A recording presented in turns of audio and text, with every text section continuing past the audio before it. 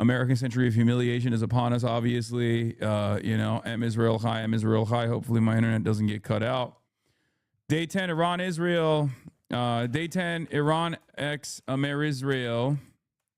Trump declares victory. Then says, never mind.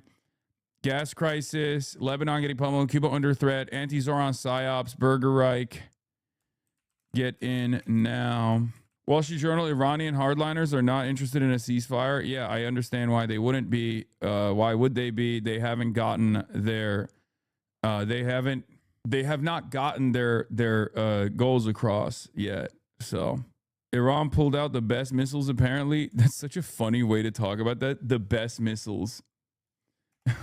Iran pulled out their best missiles, apparently. Like we're talking about a fucking we're talking about candy in a candy shop. You know what I mean? Bro, they got their, like, it's like their Pokemon cards. You know what I mean? Bro, they got their best. They're like PSA 10s, dude. Yeah. Top shelf missile time from Iran. They're lobbing their PSA 10s, dude. Bayram Laklat. Yeah. Bayram Laklat. Oh, man. Yeah, White House press briefing as war in the Middle East intensifies. We'll just get started there. Shit is not going too good. Let's be real. That hasn't started yet, so I don't think it's started yet, but we'll get there when it does. Yeah, Bayram Laklar means like the fancy dress that you wear only during Bayram, like a religious holiday. Okay. Which is basically like the American version of your Sunday best, right? Anyway. No naval escorts yet on Strait of Hormuz. Yeah, we'll get to all of that. Japan Post has suspended all shipping to EU and the Middle East. Yeah, because Japan, brother, if history has taught us anything, okay, you can't have that island experience petroleum an energy crisis, okay? This morning, the Japanese hate not having oil and gas. They hate it, like more than other countries. As a matter of fact, they sometimes, if they don't have oil and gas, they can't help themselves. They will do stuff. Okay. They will do stuff that you don't want to see. So in an effort to avoid, another Pearl Harbor, they have stockpiles upon stockpiles. They have 257 days of oil waiting.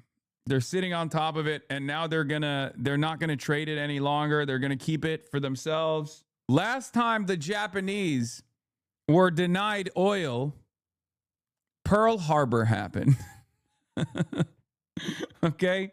You don't want the Japanese to get mad because they don't have enough oil. We won't be arguing if Taiwan is China anymore. Yeah. Trump said the oil tank should try to go through the strait. Fuck the consequences, including dying. Yeah, it's pretty awesome that the American government has literally decided the best way to get out of this quagmire is by demanding that petro-capitalists just send their people to die. Like, Iran has basically stated that they're going to lob maximum missiles if anyone tries to pass through the Strait of Hormuz. And Donald Trump first said that they would insure up to $20 billion, which the British insurers that have historically been doing this since like the British Empire days said that the number that you would need to insure these petroleum tankers would not be 20 billion, but more like at least 200 billion, right?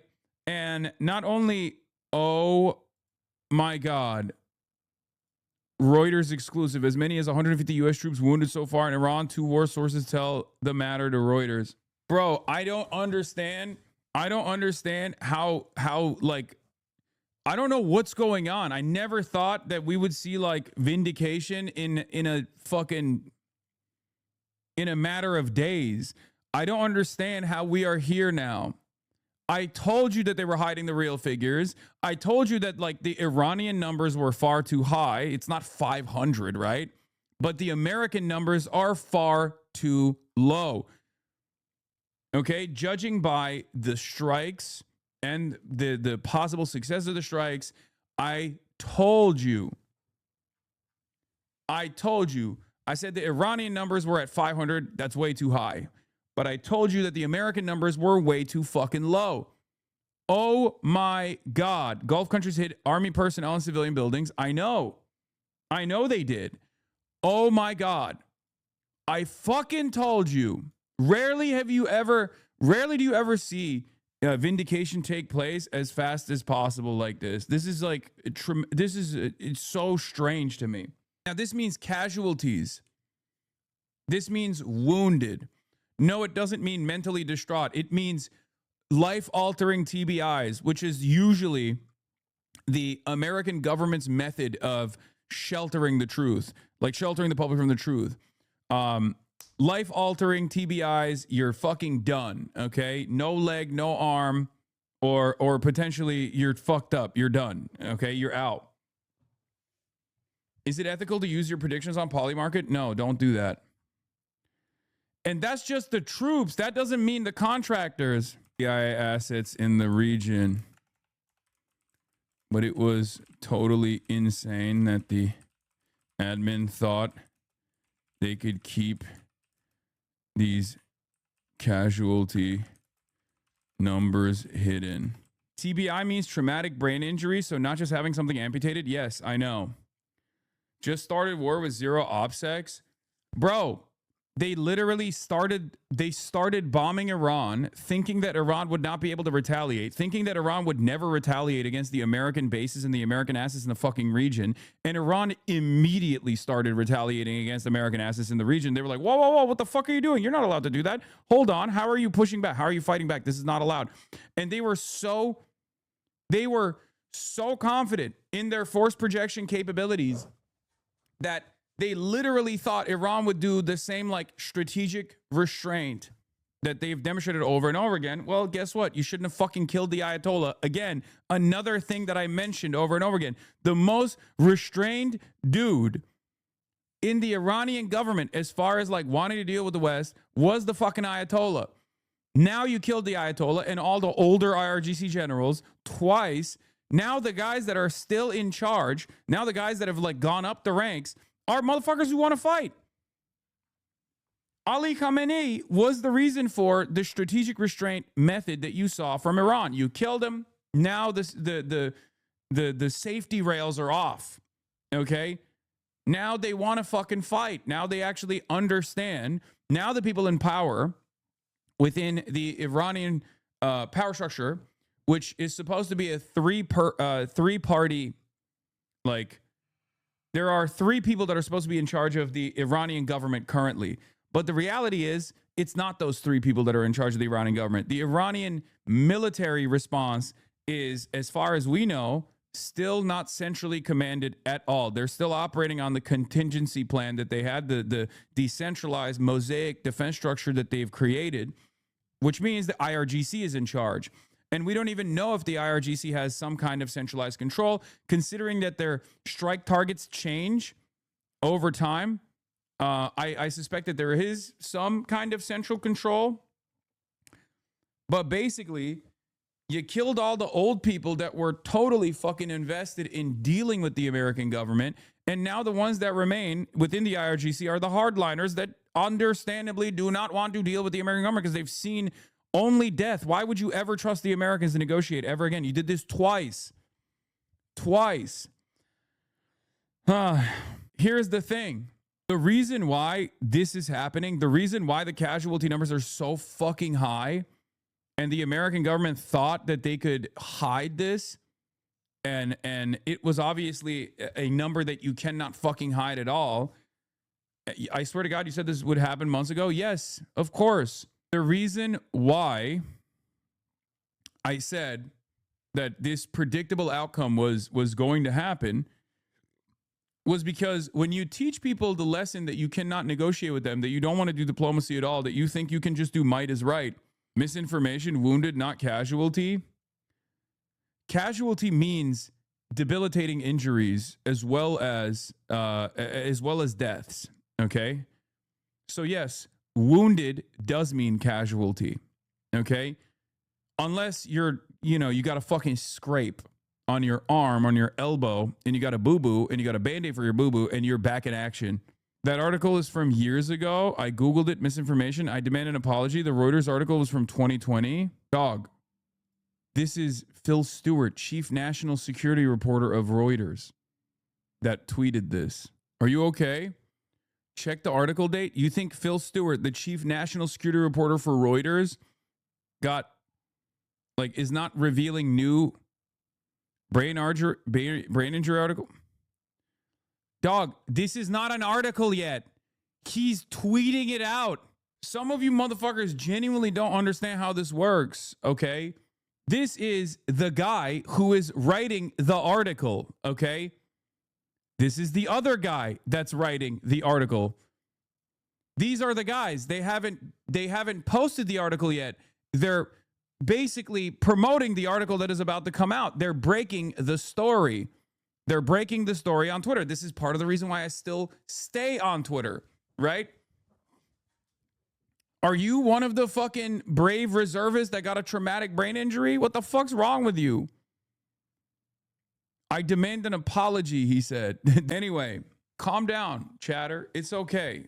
Just think about why you reacted that way, though. What kind of blocks, mental blocks do you have that cause you to react this way to information that actually shocked your conscience so hard that you went, this has to be fake news.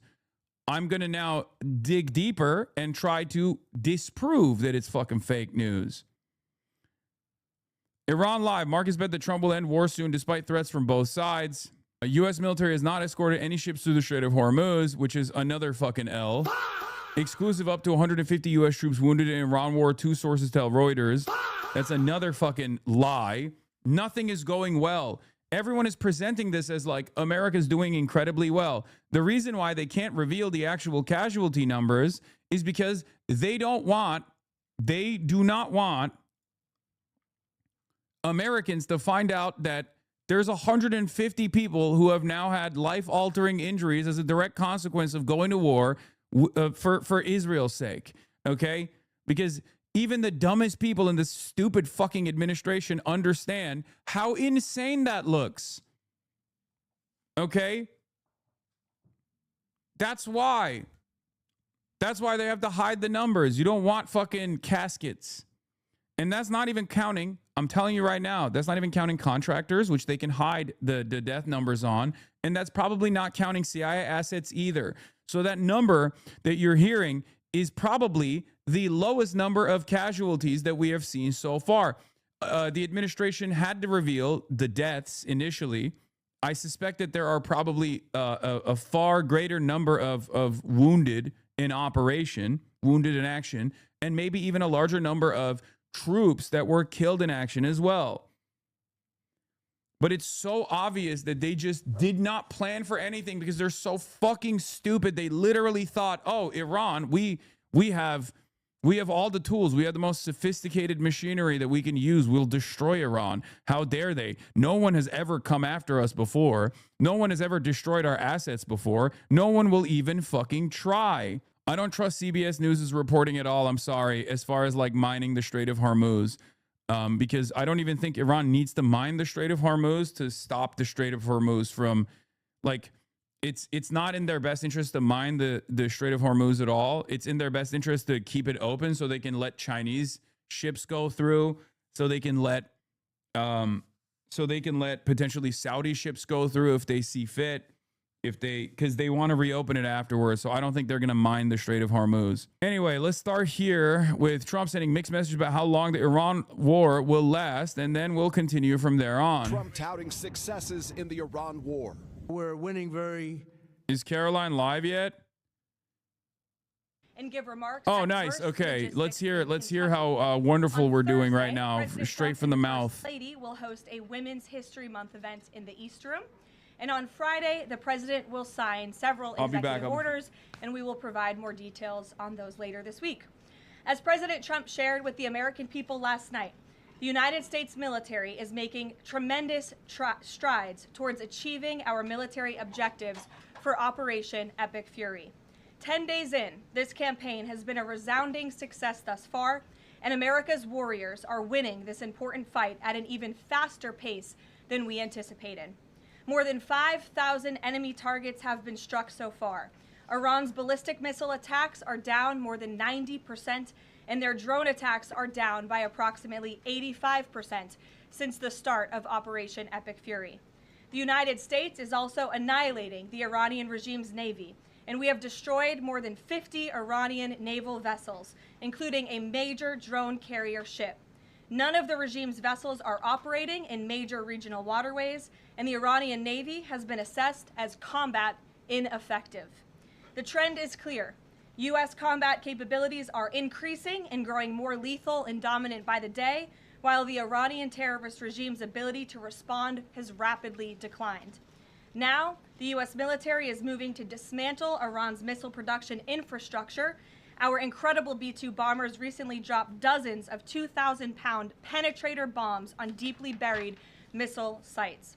Last night, President Trump reiterated his commitment toward keeping oil flowing through the Strait of Hormuz so the United States and all of our allies can receive their energy needs. He literally said, you guys should just Trump go and will not die, allow by rogue the way. Iranian terrorists to stop the freedom of navigation our argument to and the the fucking free flow of energy. to the shipping magnets Let me is be just clear. send It your is a Filipino good thing fisher to wipe out your terrorists Filipino who boatsmen indiscriminately target to civilians go and in fucking attempts die. to hold the global economy hostage. What's the worst And thing that could happen? You just lose a couple people. You just lose a couple people on the boats, but like, you know, maybe one of them can go through. Of this terrorist regime in his statement yesterday. If they do anything to stop the flow of oil or goods within the Strait of Hormuz, they will be hit by the world's most powerful military 20 times harder than they have been hit thus far. Moving forward, the stated objectives for Operation Epic Fury remain the same. Destroy the terrorist regime's ballistic missiles, raise their Iranian missile industry to the ground, ensure their terrorist proxies can no longer destabilize the region, and ensure that Iran never obtains a nuclear weapon. President Trump remains confident these goals will be accomplished in swift fashion. As for the oil, President Trump fully expected the rogue Iranian regime to try and disrupt the global markets. That's why President Trump and his energy team have been planning for How this much of what they're long saying is before true about the Iranians' capabilities is mostly a lie. Thus far, the Trump administration has offered political risk insurance to tankers operating in the Gulf. The Treasury temporarily waived certain oil-related sanctions, and the Commander-in-Chief has offered the U.S. Navy to escort tankers when necessary. The President and his energy team are closely watching the markets, speaking with industry leaders, and the U.S. military is drawing up additional options following the President's directive to continue keeping the Strait of Hormuz open. I will not broadcast what those options look like, but just know the President is not afraid to use them. Rest assured to the American people, the recent increase in oil and gas prices is temporary, and this operation will result in lower gas prices in the long term. Once the national security objectives of Operation Epic Fury are fully achieved, Americans will see oil and gas prices drop rapidly, potentially even lower than they were prior to the start of the operation. And we will live in a world where Iran can no longer threaten the United States or our allies with a nuclear bomb. On another matter here at home, President Trump is urging Congress to pass the Save America Act, one of the most critical pieces of legislation in our nation's history. The Save America Act is overwhelmingly popular with all Americans because each provision is rooted in common sense. The Save America Act has 5 simple requirements as requested by the President of the United States. Number 1, voters have to show ID to cast a ballot in an American election. Very simple. 90% of Americans, including more than 80% of Democrat voters, agree with this. Number 2, the Save America Act will require all voters to show proof of citizenship in order to register to vote in American elections. Again, this is popular and rooted in common sense. Only American citizens have the right to vote in American elections. But after Joe Biden and the Democrats allowed tens of millions of illegal aliens into our country, it's more important than ever to ensure that only American citizens are registering to vote on our nation's voter rolls, and Congress needs to pass this. Number 3, the Save America Act abolishes the incredibly unsecure practice of universal mail-in ballots, which throw the door wide open for fraud. Importantly, The Save America Act maintains exceptions for Americans to use mail-in ballots for illness, disability, military, or travel reasons. The bipartisan 2005 report of the Commission on Federal Election Reform, chaired by, of all people, former President Jimmy Carter and former Secretary of State James Baker, concluded that, quote, absentee ballots remain the largest source of potential voter fraud, and it is time for Congress to finally address this. Number 4, the Save America Act permanently bans men from competing in women's sports. President Trump signed a landmark executive order upholding the promise of Title IX and ending this dangerous and unfair practice. But now it's time for Congress to codify this into law. Number 5, the Save America Act bans transgender mutilation surgery for children. Again, President Trump signed a common sense executive order to do this and kept his promise to the American people, but now Congress needs to do the same and codify it. It's well past time for Democrats in Congress to stop perpetuating the radical and false claim that you can somehow change a child's sex. You cannot. Passing the Save America Act is the most important thing that Republicans and, frankly, Democrats can do to strengthen election integrity and protect our democracy. It's what the American people elected Republicans to do, and they must deliver on it as soon as possible. The president is calling on Congress to get the job done and send this historic piece of legislation to his desk immediately for signature. So with that today, I will take your questions. Benny, thank you for being here, and why don't you start us off? Thank you, Caroline. So my first question is actually about the Save America Act. So one of the biggest things that the Democrats are saying, the claims that they're making, is that the Save America Act, it would prevent married women from voting in elections. Or kind of surprised that they're even bothering to concede acknowledge that gas prices are going to go up at the pump. You think they just insist it's not happening and point to some random podunk gas station still offering $10 a gas as evidence? Because again, you can't really, when people's pockets are getting hurt, you can't like out compete that with propaganda. That's it. Like, and the last line of defense for Donald Trump always was the gas pump. He could always just like point the gas buddy and just be like, well, inflation is one thing, but the gas prices are so good. And now he can't even do that anymore because there's a fucking major energy crisis born out of his own fucking idiotic ambitions. Local level across this country. So the Save America Act corrects that.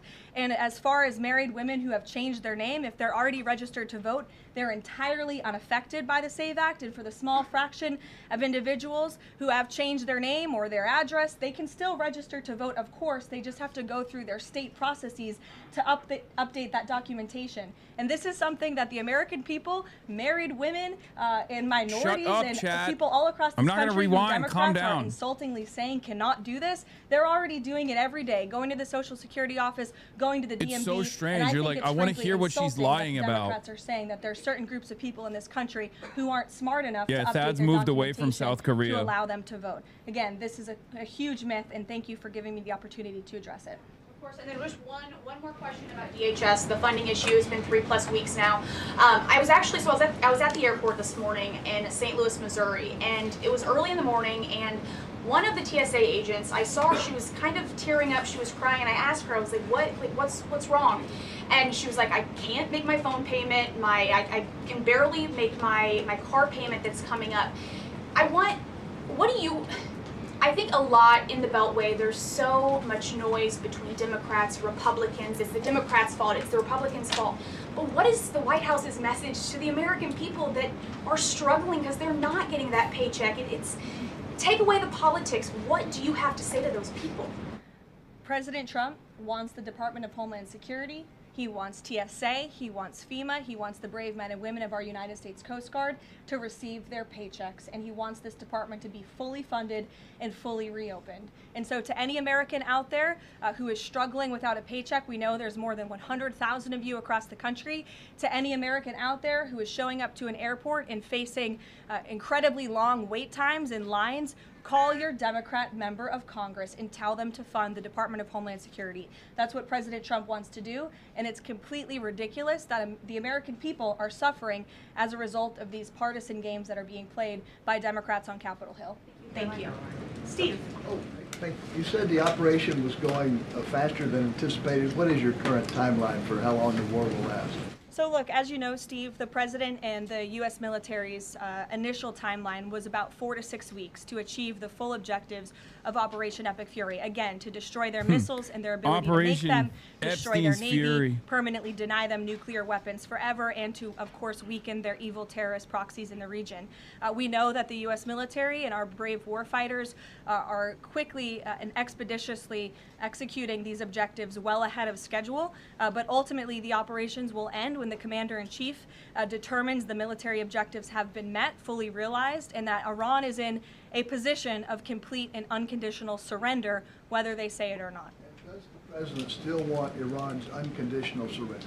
Well, when President Trump says that Iran is in a place of unconditional surrender, he's not claiming the Iranian regime is going to come out and say that themselves. What the president means is that Iran's threats will no longer be backed by a ballistic missile arsenal that protects them from building a nuclear bomb in their country. I could make an empty threat, but if I have no actions to back it up, then this is an empty literally, threat. oh shit, And so Iran got President hands. Trump, Like that's the best Iran way is to in a place describe of- the situation. They're like, oh wait, that's illegal. You can't fight back. What the fuck are you doing? And then, oh shit, Iran got fucking hands. We need an exit ramp. It's all cope. It's maximum cope. Explain why the energy secretary posted and then appeared to have deleted a It is post on X so- saying that the U.S. Navy has Like I ordered talked an to oil people in the tanker, through region, the Strait of some Hormuz. of which I was made are aware of this post. genuinely I haven't shocked had a chance to talk to the at energy how secretary hard about Iran it has directly. fucking hit back. However, I know the post Some was are taken still down pretty quickly, and I delulu, can especially the confirm ones that in the US fucking Navy has not Turkey. escorted a tanker or a vessel at this time, though of course that's an option the president has said he will absolutely utilize if and when necessary at the appropriate time. Turks are so. Turks really are İngilizce. I swear. You know what? I guess Servants will there of be the any British, consequences for this? I know you as still they have to say in consult, but Turkey. Generally Yeah. speaking, Again, I would defer you to the Department of Energy to answer that question. And if I could just follow up really quickly, Sure. in terms of oil sanctions, the president said that there would be some sanctions. What that would be lifted? Would those be on Venezuela, Russia? Could you give some specifics there and then timing for that as well? Sure. I know it's something that the Treasury Department and the President's energy team continue to discuss, and they will ultimately consult with the President before decisions are made. I don't have any announcements. This is Iraq on new 2.0 sanctions or shit the excuse lifting for of new invasion, but this sanctions time for you Iraq today. actually fights back. No, Alex. Iraq and Iran Thank you. are not Reuters has comparable at reported all. that about 150 In any way, US, shape, or form, service dude. members have been injured so far. Can you confirm that number and elaborate on that?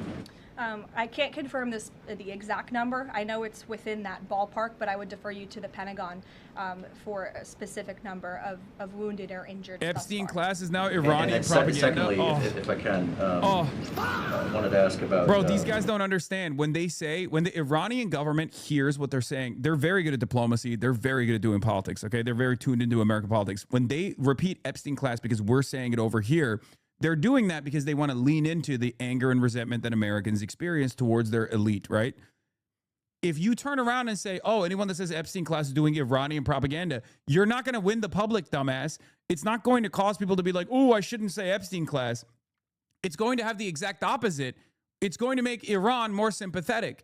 But these guys are so fucking Israel-brained, they can't understand it. It's the same principle behind those who have, for years and years, kept saying, oh, if you criticize Israel, you're an anti-Semite. What ended up happening after 3 years? People started self-identifying as anti-Semites. They did not actually turn around and go, oh my God, I should stop saying things about Israel because, oh, that could be considered an anti-Semite. They just went, nah, I'm a fucking anti-Semite then. This is literally the exact opposite of the intended effect. About this repeatedly. Wisely, he does not rule options out as commander-in-chief. So again, I would hesitate to confirm anything that a Democrat on Capitol Hill says right now about the president's thinking.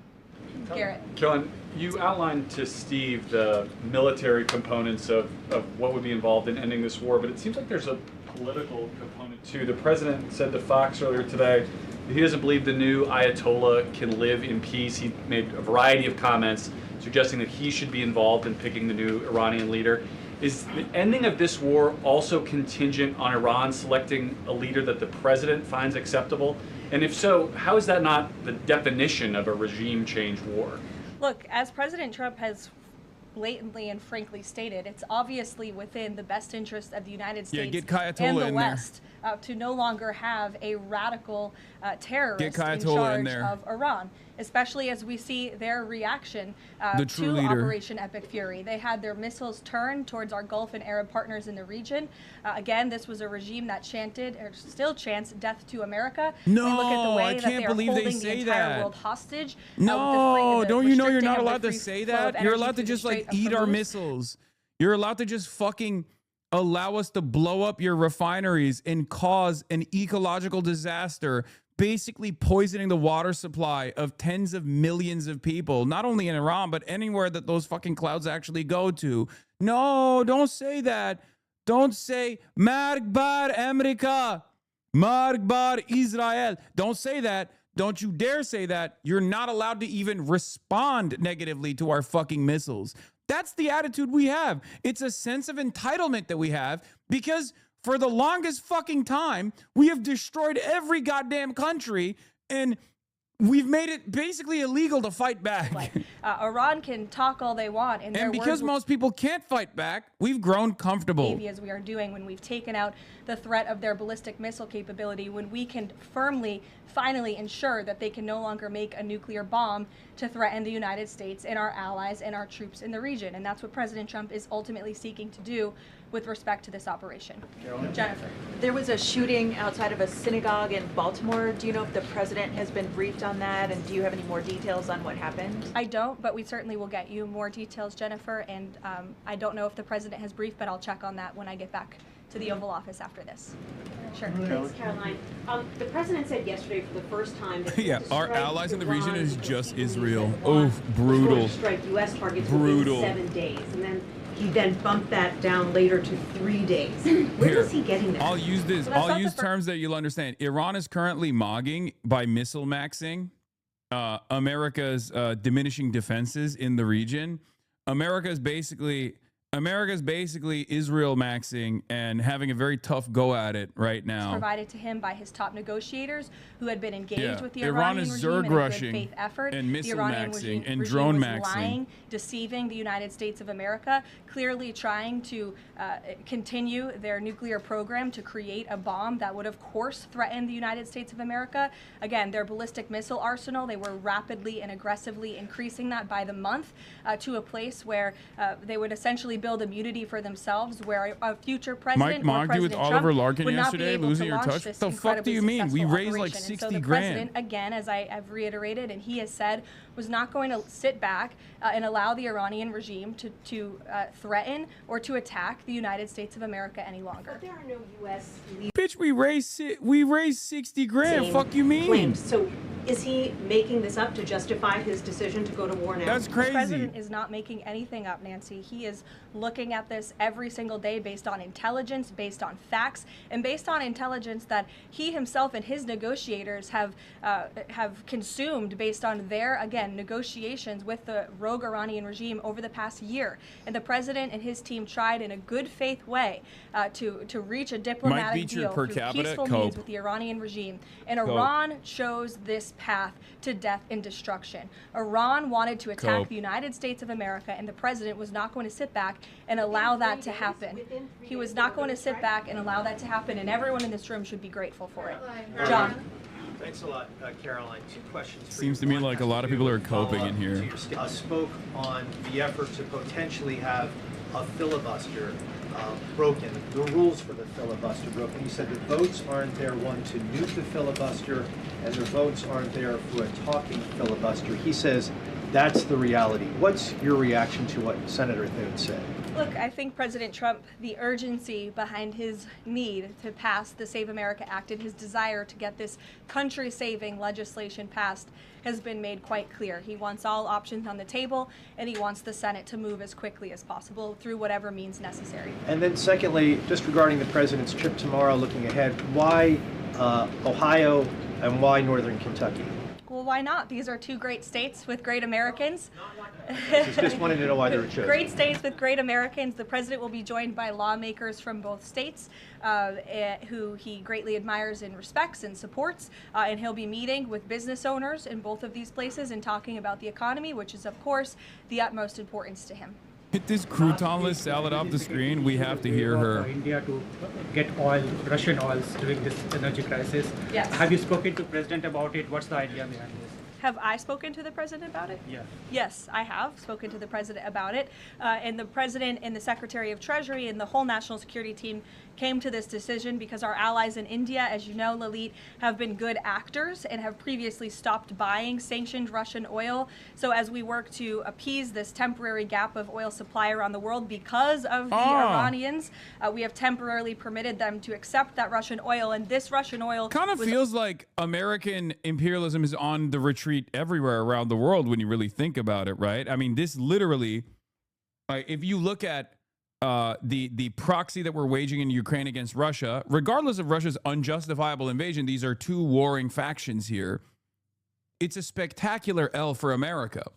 It's an even bigger L for Europe, but it kind of feels like everywhere around the world, we are in retreat. Something that has never happened before.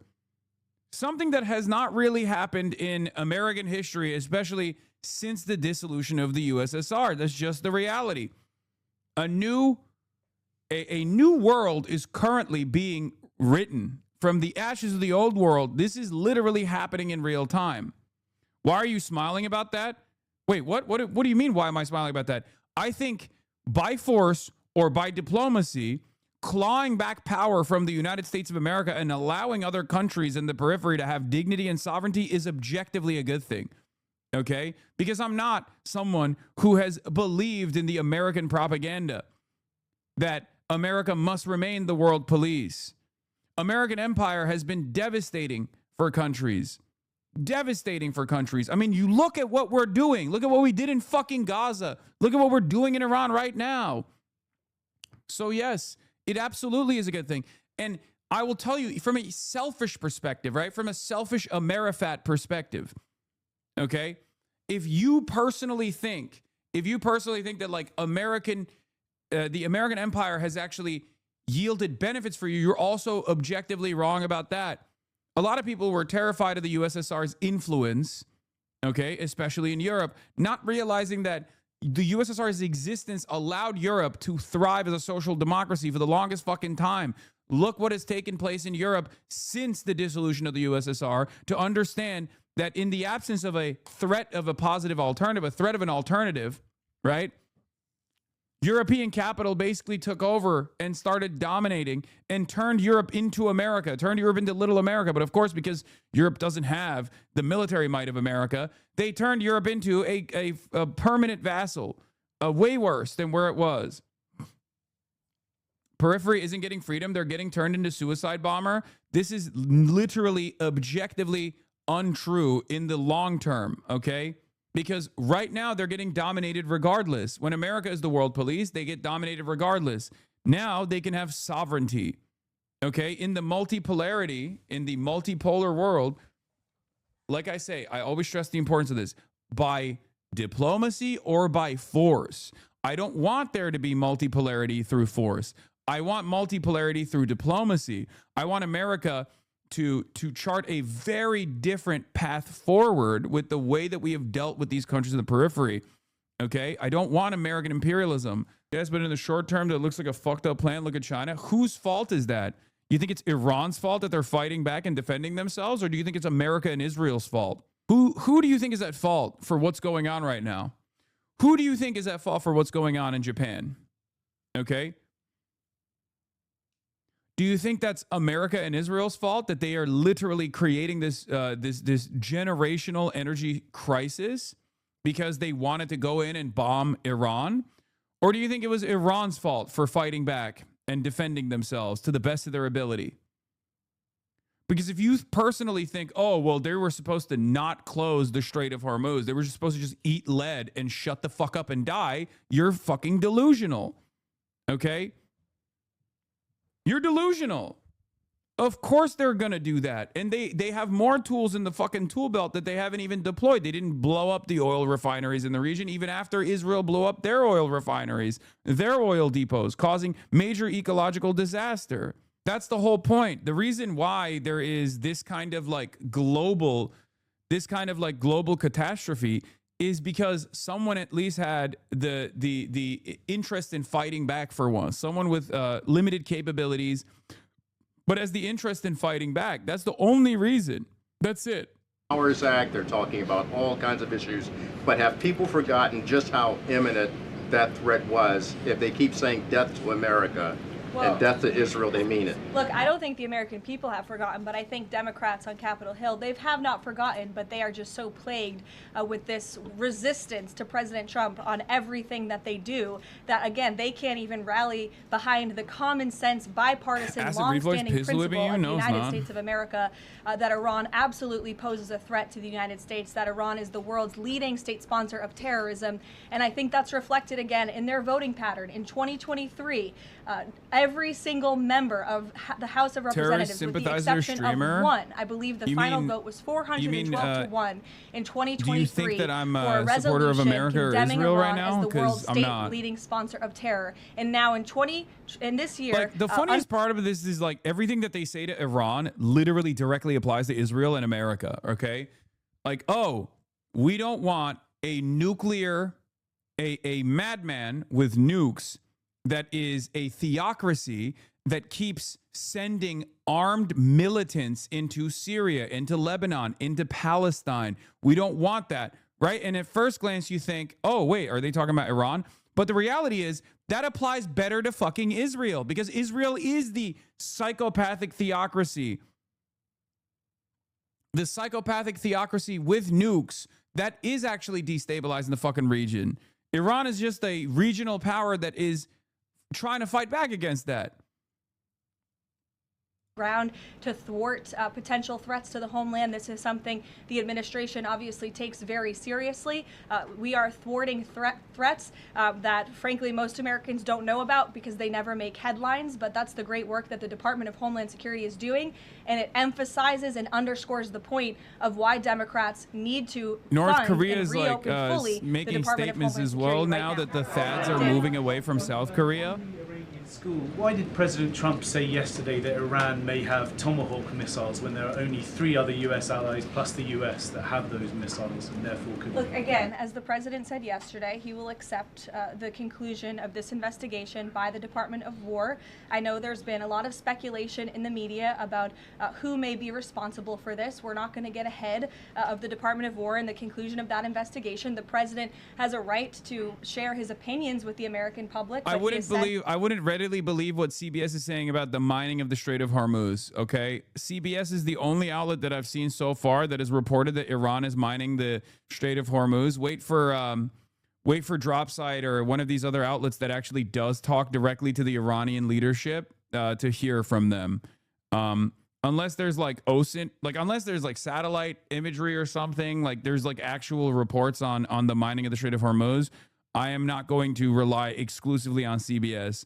It could be true. Once again, I'm going to repeat it. It could be true, but I need to see it from someone other than CBS, because CBS News is unreliable. CBS News is Israel news. Okay. Ever since the Barry Weiss, Larry Ellison takeover, CBS is doing the bidding of Israel. They're not going to give you the best news, the most reliable news on this. You might as well hear that from fucking Barack 8200 Ravid, you know? Sorry. Barry Weiss is not exactly the paragon of truth. Exactly. It's ridiculous. U.S. intelligence assets have begun to see indications that Iran is taking steps to deploy mines in the Strait of Hormuz, shipping land. Iran is using smaller crafts that can carry 2 to 3 mines each. While Iran mine stock isn't publicly known, estimates over the years have ranged from 2,000 to 6,000 naval mines in the Iranian, Chinese, Russian-made variants, Jim Laporta reports. Now, that could be the case. That could actually be the case, but it's CBS, so I need to hear more. I need like additional evidence. Department that just went out moments ago. Nearly 63.5 million tax returns have been processed thus far. 45% of the anticipated total number of tax returns by April 15th. So don't forget to file your taxes, people. And the average. But I heard they have no Navy. Yeah, isn't that strange? That America was like, we destroyed their older naval assets already. You mentioned Ravid and he hath appeared on the timeline. Damn, crazy. He keeps getting these scoops that subtly distance the White House from these unpopular wars that help Israel's interests. Yeah. I simply can't take another 700 Barack Ravid fake U.S.-Israel tension stories. We did this for 15 months with Biden. Ravid published 30 plus of these, and no policy ever changed. They're curated by White House officials / Ravid to create artificial distance between the president and unpopular wars. Yeah, Barack Ravid is like literally a bridge between the Israeli government and the American government, okay? Every time he comes out and is like, oh, Biden is really mad at Benjamin Netanyahu. I'm like, come on, dude. Shut the fuck up. Who believes this? Who believes this? I hope nobody believes this shit. Damn, crazy he keeps getting these scoops that subtly distance the White House from these unpopular wars that helps Israel's interests. Barack 8200 Ravid was also the first to market on the Kurd stuff, too. Oh, the Kurds are going to rise up. The Kurds are going to rise up. I wonder where he got that scoop from. Okay? It's bullshit. It's fucking bullshit. Anyway, you know things are going really well because guess what? We're moving our fucking THAAD launchers away from South Korea. All THAAD batteries assigned to U.S. forces in Korea have been withdrawn from the Korean Peninsula and have been redeployed to the Middle East. Now, having said that, and I talked about this the other day, I said that they were probably going to start deploying their THAAD missile, like anti-missile defense systems away from places that they have them. Okay?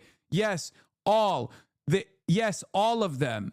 All of them. The U.S. Department of Defense has begun relocating air defense systems, including the MIM-104 Patriot surface-to-air missile and terminal high-altitude area defense THAAD batteries with the U.S. Army from Osan Air Base and other sites in South Korea and the Middle East.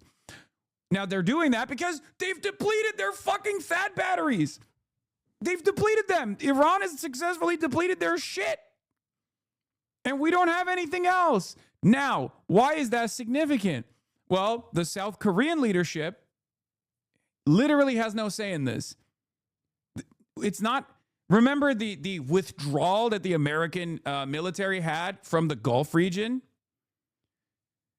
America is not just showing that they're a paper tiger here against Iran, but they're basically telling other countries that we have given security guarantees to, you're on your fucking own. Do you understand? It's just Israel, Am Israel High, and nothing else. In an effort to defend Israel, we are withdrawing our defenses from all of these other fucking security cooperative agreements that we potentially had with places like South Korea. These are long-standing security arrangements that we have, right?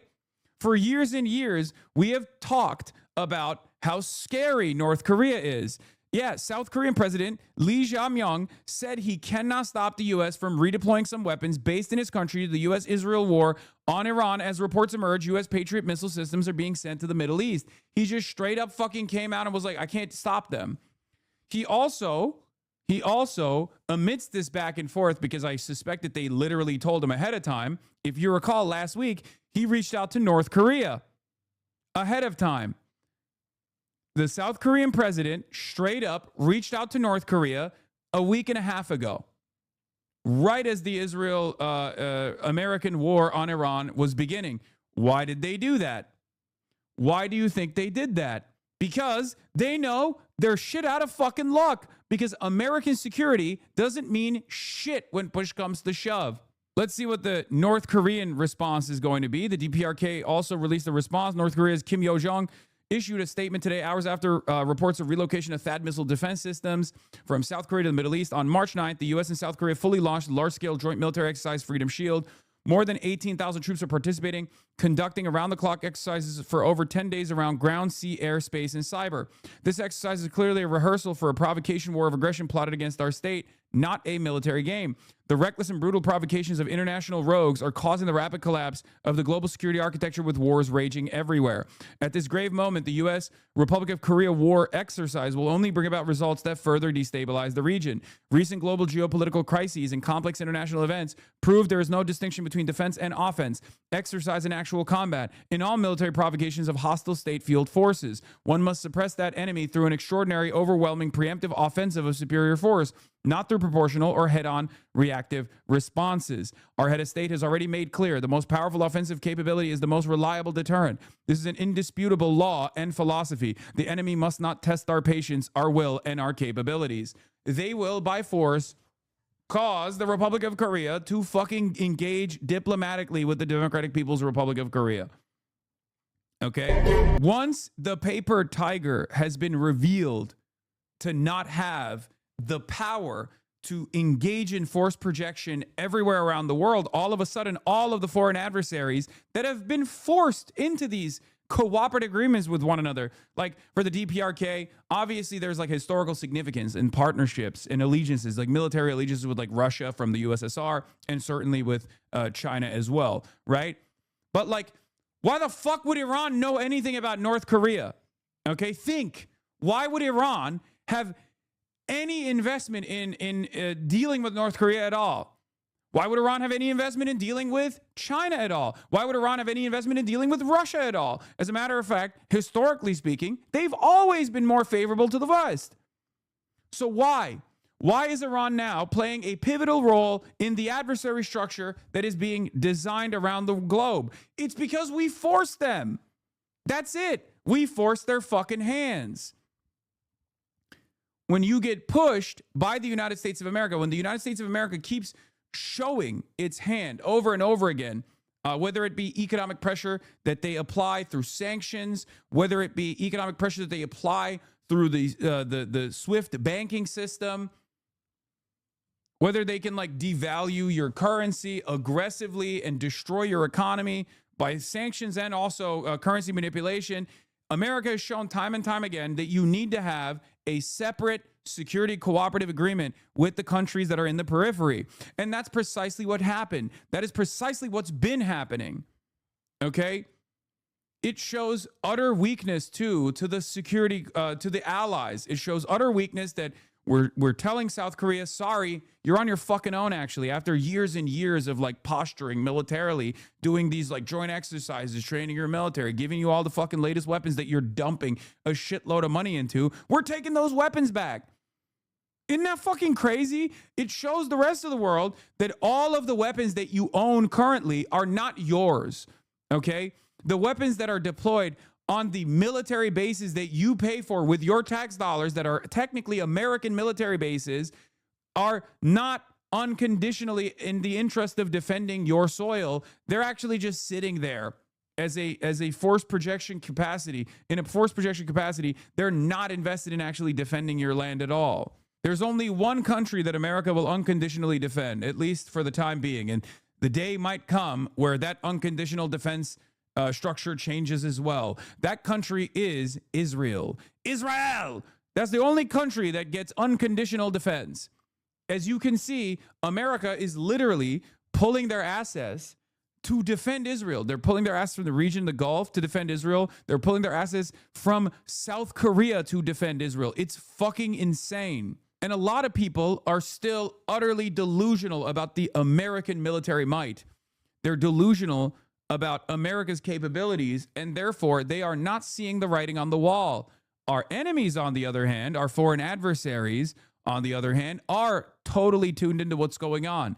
The calculation has changed. In the last 10 days, as I said over and over again, in the last 10 days, the calculation for the rest of the world changed dramatically. We are now, in my opinion, officially moving into a real world war. World wars have been fought without official decree. Obviously, it wasn't like people were like, oh, we're in World War I now, or oh, we're in World War II now. I think we are now moving into a very different world, okay? I mean, when you look at the fucking map, you got Ukraine and Russia. Now you got America and Israel directly dealing with Iran. If you cannot comprehend that battle lines are being drawn right now by way of proxies, non-nuclear proxies, or rather nuclear sovereign nations attacking American proxies and America attacking or America defending non-nuclear proxy nations that are being attacked by nuclear great powers, like in Ukraine versus Russia, you kind of begin to realize like there is this friction. There is this real friction that's taking place. Taiwan and China, man, Taiwan and China is not even a part of the fucking equation. Like, I think you guys don't understand. It's more so China and the DPRK and South Korea potentially. Okay? You were right, but too early again. What is this? Scoop. White House tells House Republicans to stop talking about mass deportations after White House spent years talking about mass deportations despite the House Republicans begging them not to. Vindication! I told you! Deeply unpopular domestic policies, deeply, deeply unpopular foreign policy. This shit's being held together by ticker tape and like utmost confidence in pre-existing American military might. That's literally it. It's a house of fucking cards, man. It's a house of cards. It's built on these lies. It's built on like endless amounts of military expansion against nation states that could not hold their own, right? Oh, we dominated Afghanistan. That was a failure, but it was a failure that came after 20 fucking years. We could hold our own for 20 years, so it was fine. And all of our capitalist pedophiles made money in the process. All of our drug dealers made money in the process with Afghanistan and with Iraq. So it was fine at the end of the day. But it's not fine when you actually have a country that is willing to fucking fight back. That's all it took to tip the fucking scales against American empire. All it took was for one country to say, fuck you. We spent the last 47 years literally waiting for this goddamn moment. And even before that, I mean, Russia's invasion of Ukraine also was the accelerant, right? That was the first step, because for the first time ever, America, by way of a proxy, could not actually stop a foreign country. They were able to stop the full military ambitions and the full military occupation of the entirety of the Ukraine. They stopped Ukraine from turning into fucking Belarus, right? Like a puppet state working in favor of Vladimir Putin. But they weren't able to cause them to retreat with all of the fucking weapons transfers in the entirety of the Western world. They were not able to stop the Russians and push them beyond the eastern Ukrainian territories that they now militarily occupy, where they've hardened their positions. That was also another major step. Government ministries admit for the first time that in Israel there are doubts regarding the toppling of the Iranian regime in the near future. It may take about a year. I mean, this is either them priming. Israeli officials are apparently extending their estimates for when they think the Islamic Republic will fall, in that it will now perhaps take a year, even after the war stops, for conditions to be ripe for the opposition to overthrow the state. Laying the groundwork pretty clearly here for the war to end without the government being overthrown, because progress has not been made on that end, despite continuously killing political and military leaders and bombing RGC installations, Basij bases, and police departments. Great. I mean, that's good. That's not a bad thing. That's literally a good thing, because Israel holds all the fucking, well, they don't hold the cards, but they control whether America actually continues going up the escalation ladder or not. You should crop the live money spent on the Iran war and add it over your banner. True. Anyway. All right, let's continue. Decisively. Trump is over here fucking giving mixed signals. As he and his advisors send conflicting messages about how long the war will last. Over the weekend, Defense Secretary Pete Hegseth told 60 Minutes, "This is only just the beginning." And on Monday afternoon, the Department of Defense posted, quote, "We have only just begun to fight." But around the same time, the president told CBS News, "I think the war is very complete, pretty much." And soon thereafter said this. I think you'll see it's going to be a short-term excursion. Short-term. Short-term. While also adding that the U.S. would not relent. We've already won in many ways, but we haven't won enough. Later in the day, he was asked whether the war was just beginning or complete. Well, I think you could say it both. It's the beginning of building a new country, but they have no Navy, they have no Air Force. Adding that Iran's leadership is largely gone. We could call it a tremendous success right now as we leave here. I could call it, or we could go further. And we're going to go further. President Trump is also facing scrutiny for a strike near an Iranian elementary school in the first hours of the war that killed more than 170 people, mostly children, according to Iranian officials. The Pentagon says it's investigating. I just don't know enough about it. I think it's something that I was told is under investigation, but tomahawks are used by others, whatever the...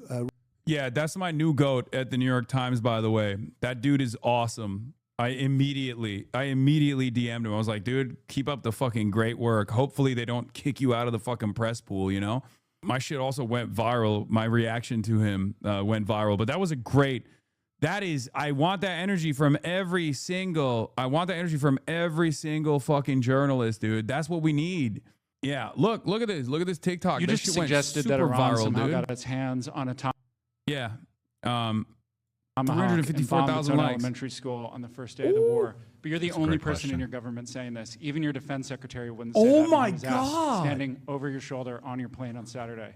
Why are you His the name only is person Sean saying McCreesh. this? Because I just don't know enough about it. Oh I my think God, who it's the fuck is this something guy? that I was told is under investigation. It's a ballsy question. But tomahawks are. He's about to get tomahawked used by himself, others, as you dude. They're know. gonna pack him up. Numerous other nations have tomahawks. They buy them from us.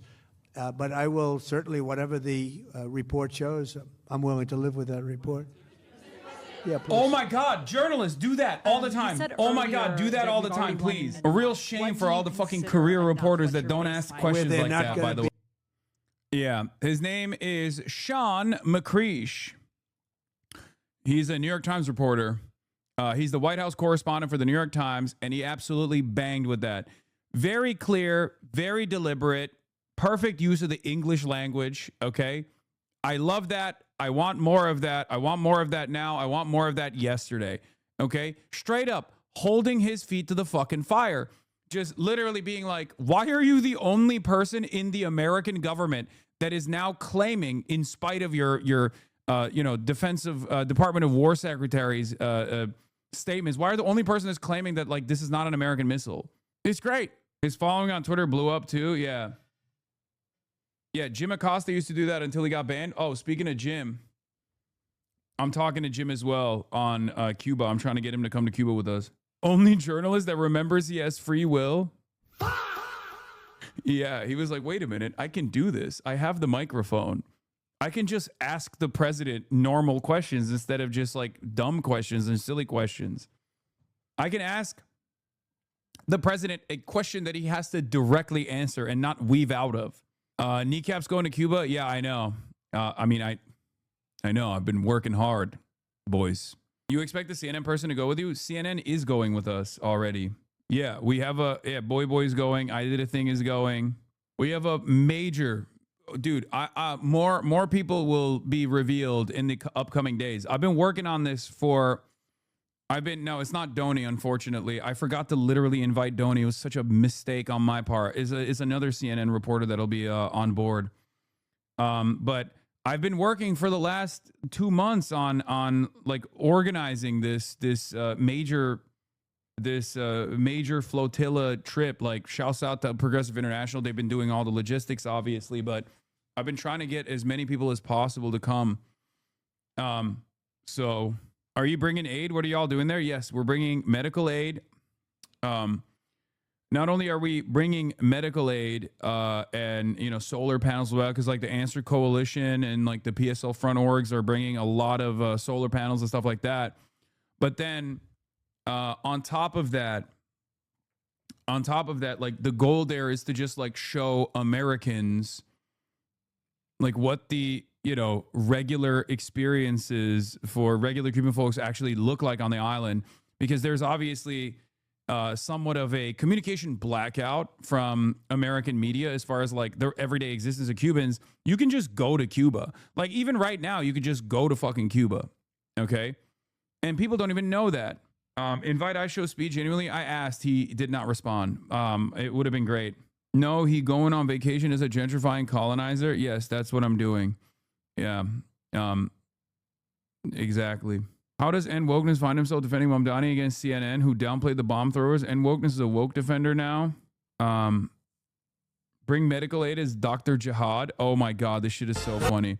This guy's one of my favorite. This guy, unironically, I think is the best in Israeli comedy. Rabbi Avraham Baruch.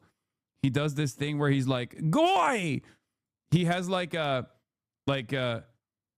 ranking system where it's like, Jew or Goy, right? And I guess he has another ranking system where Arab is like, here, let's just watch.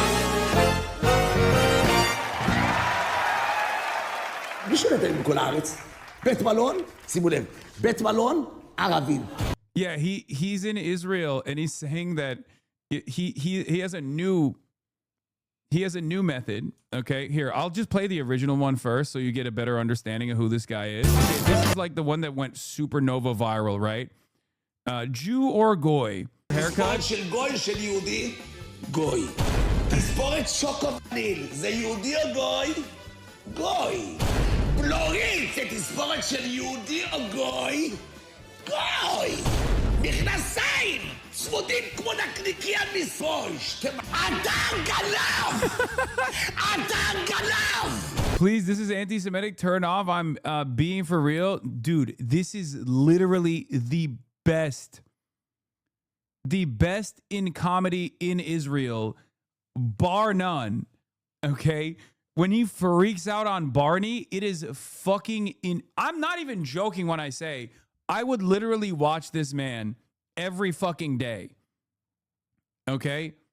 I would watch this man every day. This is 1,000 times funnier than Israeli SNL.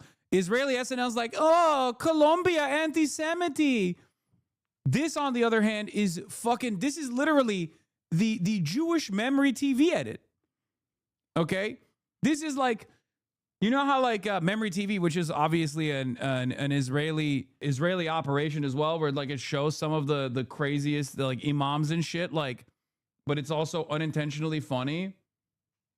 Oh, you said, I know, lol, I'm joking. I have Zionist family members. Oh, yeah. Okay. No, your messages didn't go through because you said Zionist, and obviously we blocked that as a term. Is he ironic or unironic? No, he's unironic. That's what makes it funny.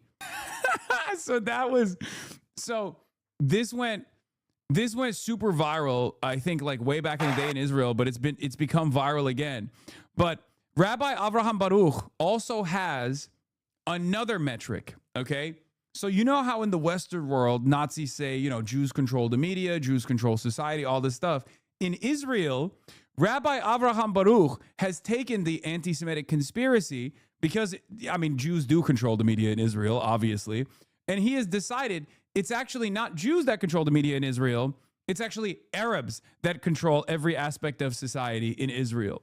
This is the reversal of the Jews own Hollywood meme or anti-Semitic conspiracy made specifically for Israel. Let's take a look. בית מלון, שימו לב, בית מלון, ערבים, משטרה, ערבים, מג"ב, ערבים, שב"ס, ערבים, בית מרקחת, ערבים, נהגי מוניות, ערבים, אוטובוסים, ערבים, בית חולים, כל הרופאים, ערבים, דוקטור מסראוי. דוקטור ג'יהאד! Yeah! Yeah! Let's go! My favorite Israeli comedy show has referenced me and I had no fucking idea. Oh my God. Dr. Jihad Arabi. Dr. Jihad. Dr. Marwan. Dr. Marwan. Dr. Marwan למשרד. מה זה, כפר קאסם? That's fucking awesome. That's awesome. When is that from? From what date? I don't know. This is like a newer version of the same show. Yeah. I have a doctorate in jihad. I am Arab and I have doctorate in jihad. It's fucking incredible. Apparently the Arabic at the end says he fucking hates Tel Aviv. Wait, what? Oh wait, is this like is the guy who makes this comedy show like an anti-Zionist or something? Is that why it's so funny? I don't understand. Because I can't tell if this is like, this dude is like being sincere and is like genuinely that fucking racist and oblivious to how racist it is. Or if it's like, I don't know. I think it's hilarious though. I love it. This is genuinely, maybe Orthodox and hates the libs in Tel Aviv. I don't know. Isn't this an edit of a real show? Congrats, you've been on Russia and Israeli propaganda. That's true. And I'll be honest, Israeli propaganda is much better. Dr. Jihad Arabi is literally way funnier than being like, oh, Hassan is a gay homosexual streamer who poses in front of cars and paints his nails. He's actually a piece of shit. I saw him doing a chant in Lebanon claiming that the land belongs to him. I mean, yeah, I can't tell if he's like, I can't tell if this is like self-aware. But it does seem like it's a bit made by like definitely a somewhat racist guy. What is this? This guy in the end in Arabic lettering says, I may be an Israeli Jew who makes memes, but I very much hate Tel Aviv with all my heart. Fuck the city. I pay 50 shekels just to park my car And fuck those people who pay 50 shekels just to drink coffee and read Haaretz newspaper to kill the boredom. I must flee this place ASAP. Racism is better than homophobia, Hassan Piker. Dude, are you kidding me? I have a doctorate in racism. The fuck are you talking about? I love different variants of racism. We explore the wonderful, colorful mosaic of racism that is racism over there all the fucking time, whether it be in Israel or whether it be in India. I'm not Dr. Jihad. I'm actually Dr. Racist. Like, straight up, I have a PhD in racism. It's fascinating. He literally pointed to all the public services Arabs in Israel do, bus driving, pharmaceutical workers, doctors, etc., and used it for a joke. Seems to me like he's trying to point out that there are good folks in Essential, not the opposite. Though I don't know him at all. Maybe I'm wrong. Oh, wait, one of our Israeli chatters is chiming in. But yeah, I don't think this is like a super popular show or something, but I don't know. Like, I can't figure out whether he's being like sincere or whether he's just like memeing. But regardless, it's very funny. It's infinitely funnier than like the angry style of Israeli comedy that you get from like Israeli SNL. Thank you for another immortal quote.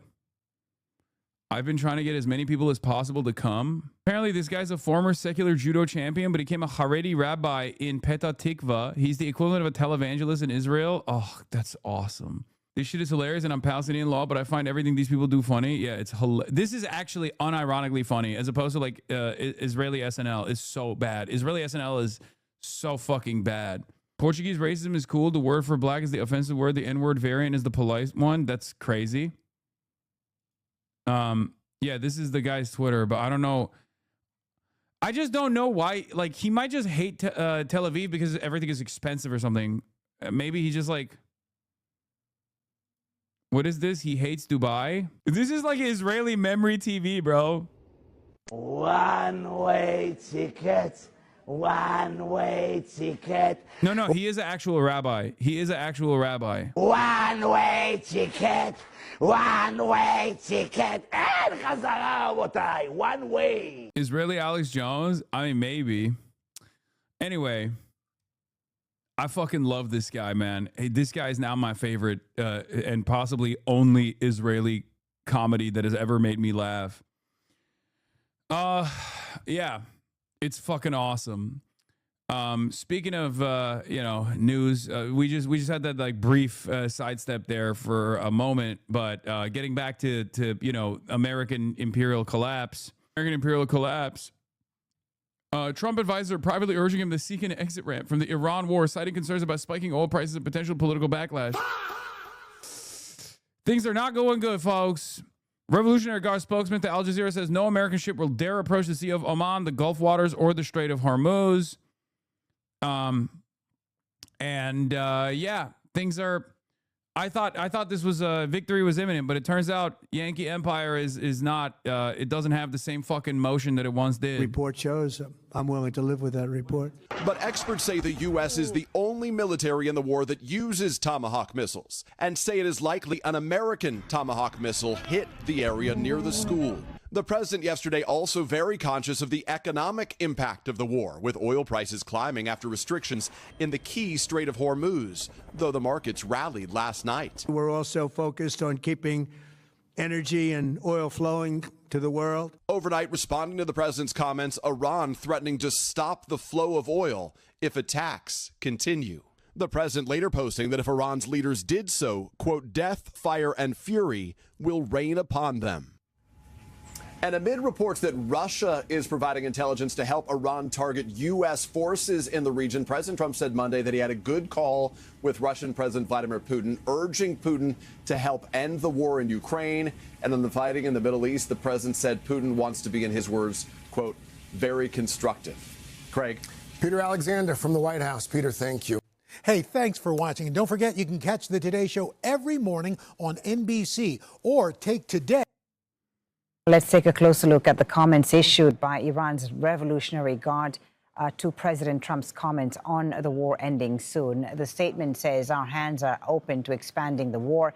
Security will be for all and insecurity for all. We are the ones who will determine the end of the war. The statement goes on to say the regional equations and the future situation of the region. And the Venezuela comp is a common one, but the Yemen one is also a noteworthy lesson in Trumpian policy. Yeah. The Israeli goal of each round has not necessarily been to finish off Iran, but to keep the option open for the next round. Conversely, the Iranian goal is not just to survive, but to ensure that there won't be a next round. There's a lot of attention to Trump's lessons from the Venezuelan campaign, which is that some enemies crumble at the first punch, and less to his lesson on the Yemeni campaign, which is that you can just taco when it starts to drag on. The problem here, however, is that Trump's capabilities of pulling out in Yemen is not as dependent on like Israeli goals, because Yemen can reach Israel, but it's not as significant of a threat as Iran, right? Iran is the main prize, because if Iran falls, then Yemen is easier to deal with. That's the reason why he can't pull out of Iran, not because he doesn't want to pull out. If it was up to him, I think he would look for. I think he could look for an alternative off ramp here and just try to find like a modest W for himself, to just like pat himself on the back, to be like, oh well, we severely diminished their capabilities, blah blah blah, all this shit, and maybe even like pull out of the Gulf, right? And turn around and say that they pulled out of the Gulf because they wanted to, because like the Gulf partners are unreliable, something along those lines, right? Like there's always propaganda that the administration can deploy when they're leaning into the demands being made by Iran, because Iran's goals here are not like the complete destruction of Israel, right? Like that's not going to happen. Let's be real. America has a fuck ton of they still have room to grow in the escalation ladder. They can still hit the nuclear option, for example. That's always, especially for Israel, that's most likely what the outcome would be before they allowed Iran to like destroy Tel Aviv, right? So Iran is aware of that as well. The reason why I'm bringing up Yemen versus Iran here, however, is that America can pull out of Yemen because Yemen is not as severe of a threat to Israel, but Iran is a severe threat to Israel's existence, right? And therefore, it's Israel that controls this bout. Israel is the one that's, calling the shots. Israel is the one that's saying, we're going to escalate, we're going to shoot the oil refineries, we're going to blow up desalination plants, or we're going to tell America to blow up desalination plants, and they'll blow up the desalination plants, right? Like, so the real way to get out of this for Trump is to cut Netanyahu out, is to, for the first time since the Obama administration, to tell Israel to fucking stand down. American presidents used to do that all the time. It's very common practice, as a matter of fact. Virtually every American president has done so, both privately and also publicly. Trump 1 changed that. Trump 1 absolutely gave Israel the reins of our MENA policy, right? This is something that I bring up all the time. We just stopped saying no to Israel. Completely stopped saying no to Israel. Ronald Reagan had done so. George H.W. Bush had done so. George W. Bush, and even Biden in 2021 had, at a certain point, told Israel, enough, stand down. Now, that was a little bit different, obviously. That was not a post-October 7th situation. That was more so just, telling Israel to cut the mowing the lawn operations short. The reason why I'm mentioning this is because Donald Trump has never told Israel to stand down. Like, you can maybe point to the end of the 12-day war where he told the jets to turn back around, but that was because they didn't have enough munitions to defend Israel, right? And now we're in this long-standing quagmire, an imminent gas crisis, an imminent energy crisis all around the fucking world, right? And there is a lot of political pressure at the domestic level for Donald Trump. Dr. Jihad, thank you. I'm a double major in racism and jihad, okay? But as I was saying, Trump cannot simply pull out of Iran. He can't find an off-ramp to pull out of Iran for 2 reasons. 1, because Iran is currently punishing the American assets in the region, right? Iran is showing the rest of the world and all the foreign adversaries that America is a little bit of a paper tiger. And in order to restore confidence in American imperialism and American military might, Donald Trump can't just like chicken out of this, and he can't just pull out of this, right? Because there will be devastating consequences. That stop sending me Scott Ritter analysis, please. Oh my fucking God. Oh my fucking God. Stop. Fucking cranks in this goddamn community. Jesus Christ, dude. Stop! At least Professor Jiang is like, it is somewhat interesting. Like, I mean, he's a crank too, but like, I want to have Professor Jiang on the show. But like with Scott Ritter, it's like, I mean, that's just a full crank. Jesus Christ. So many of you guys are so desperate for like someone who is seemingly on the opposing side of like American military adventurism that you find yourself like in the throes of maximalist cranks. Jiang is apparently a Holocaust denier, so maybe hold off on that. No, of course I'm not going to hold off on that. Are you fucking kidding me? I'm going to ask him about that shit. He also said Jews invented Islam. Jiang is a crank too. I know. Shut up. I'm not a fucking baby, okay? You are a baby. In comparison to me, you are the baby here, okay? Stop trying to baby a 34-year-old man. Yes, I'm totally aware of all the stuff that predictive history, aka Professor Jiang, has put forward, okay? I know.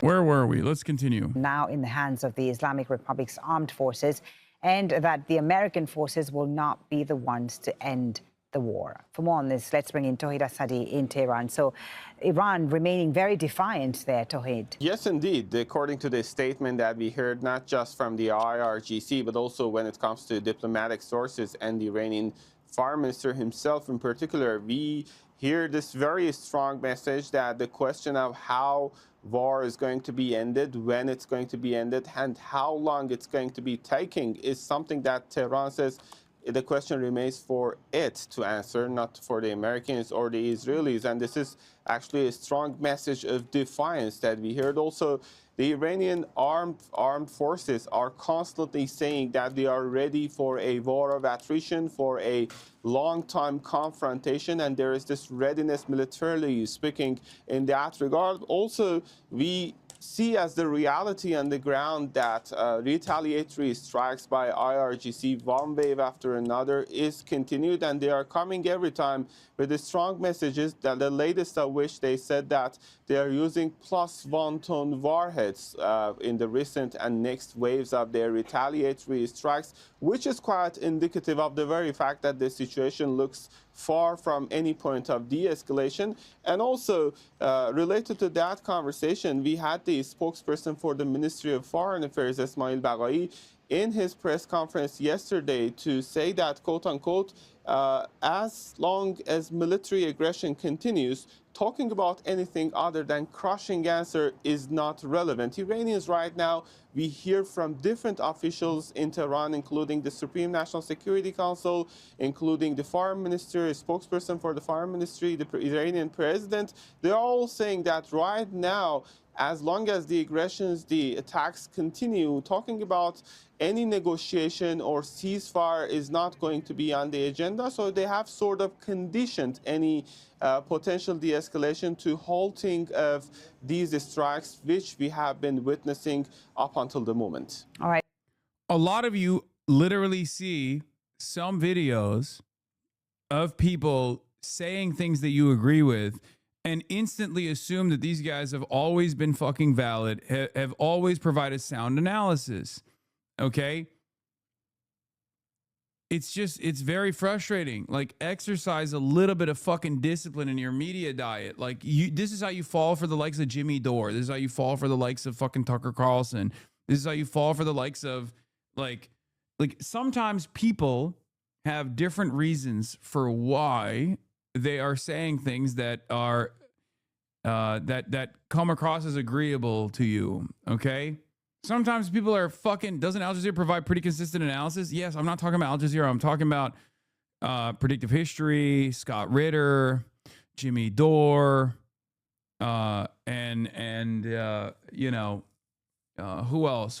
I mean, Tucker Carlson's another one. Candace Owens does this to a certain degree when it comes to Israel-related shit.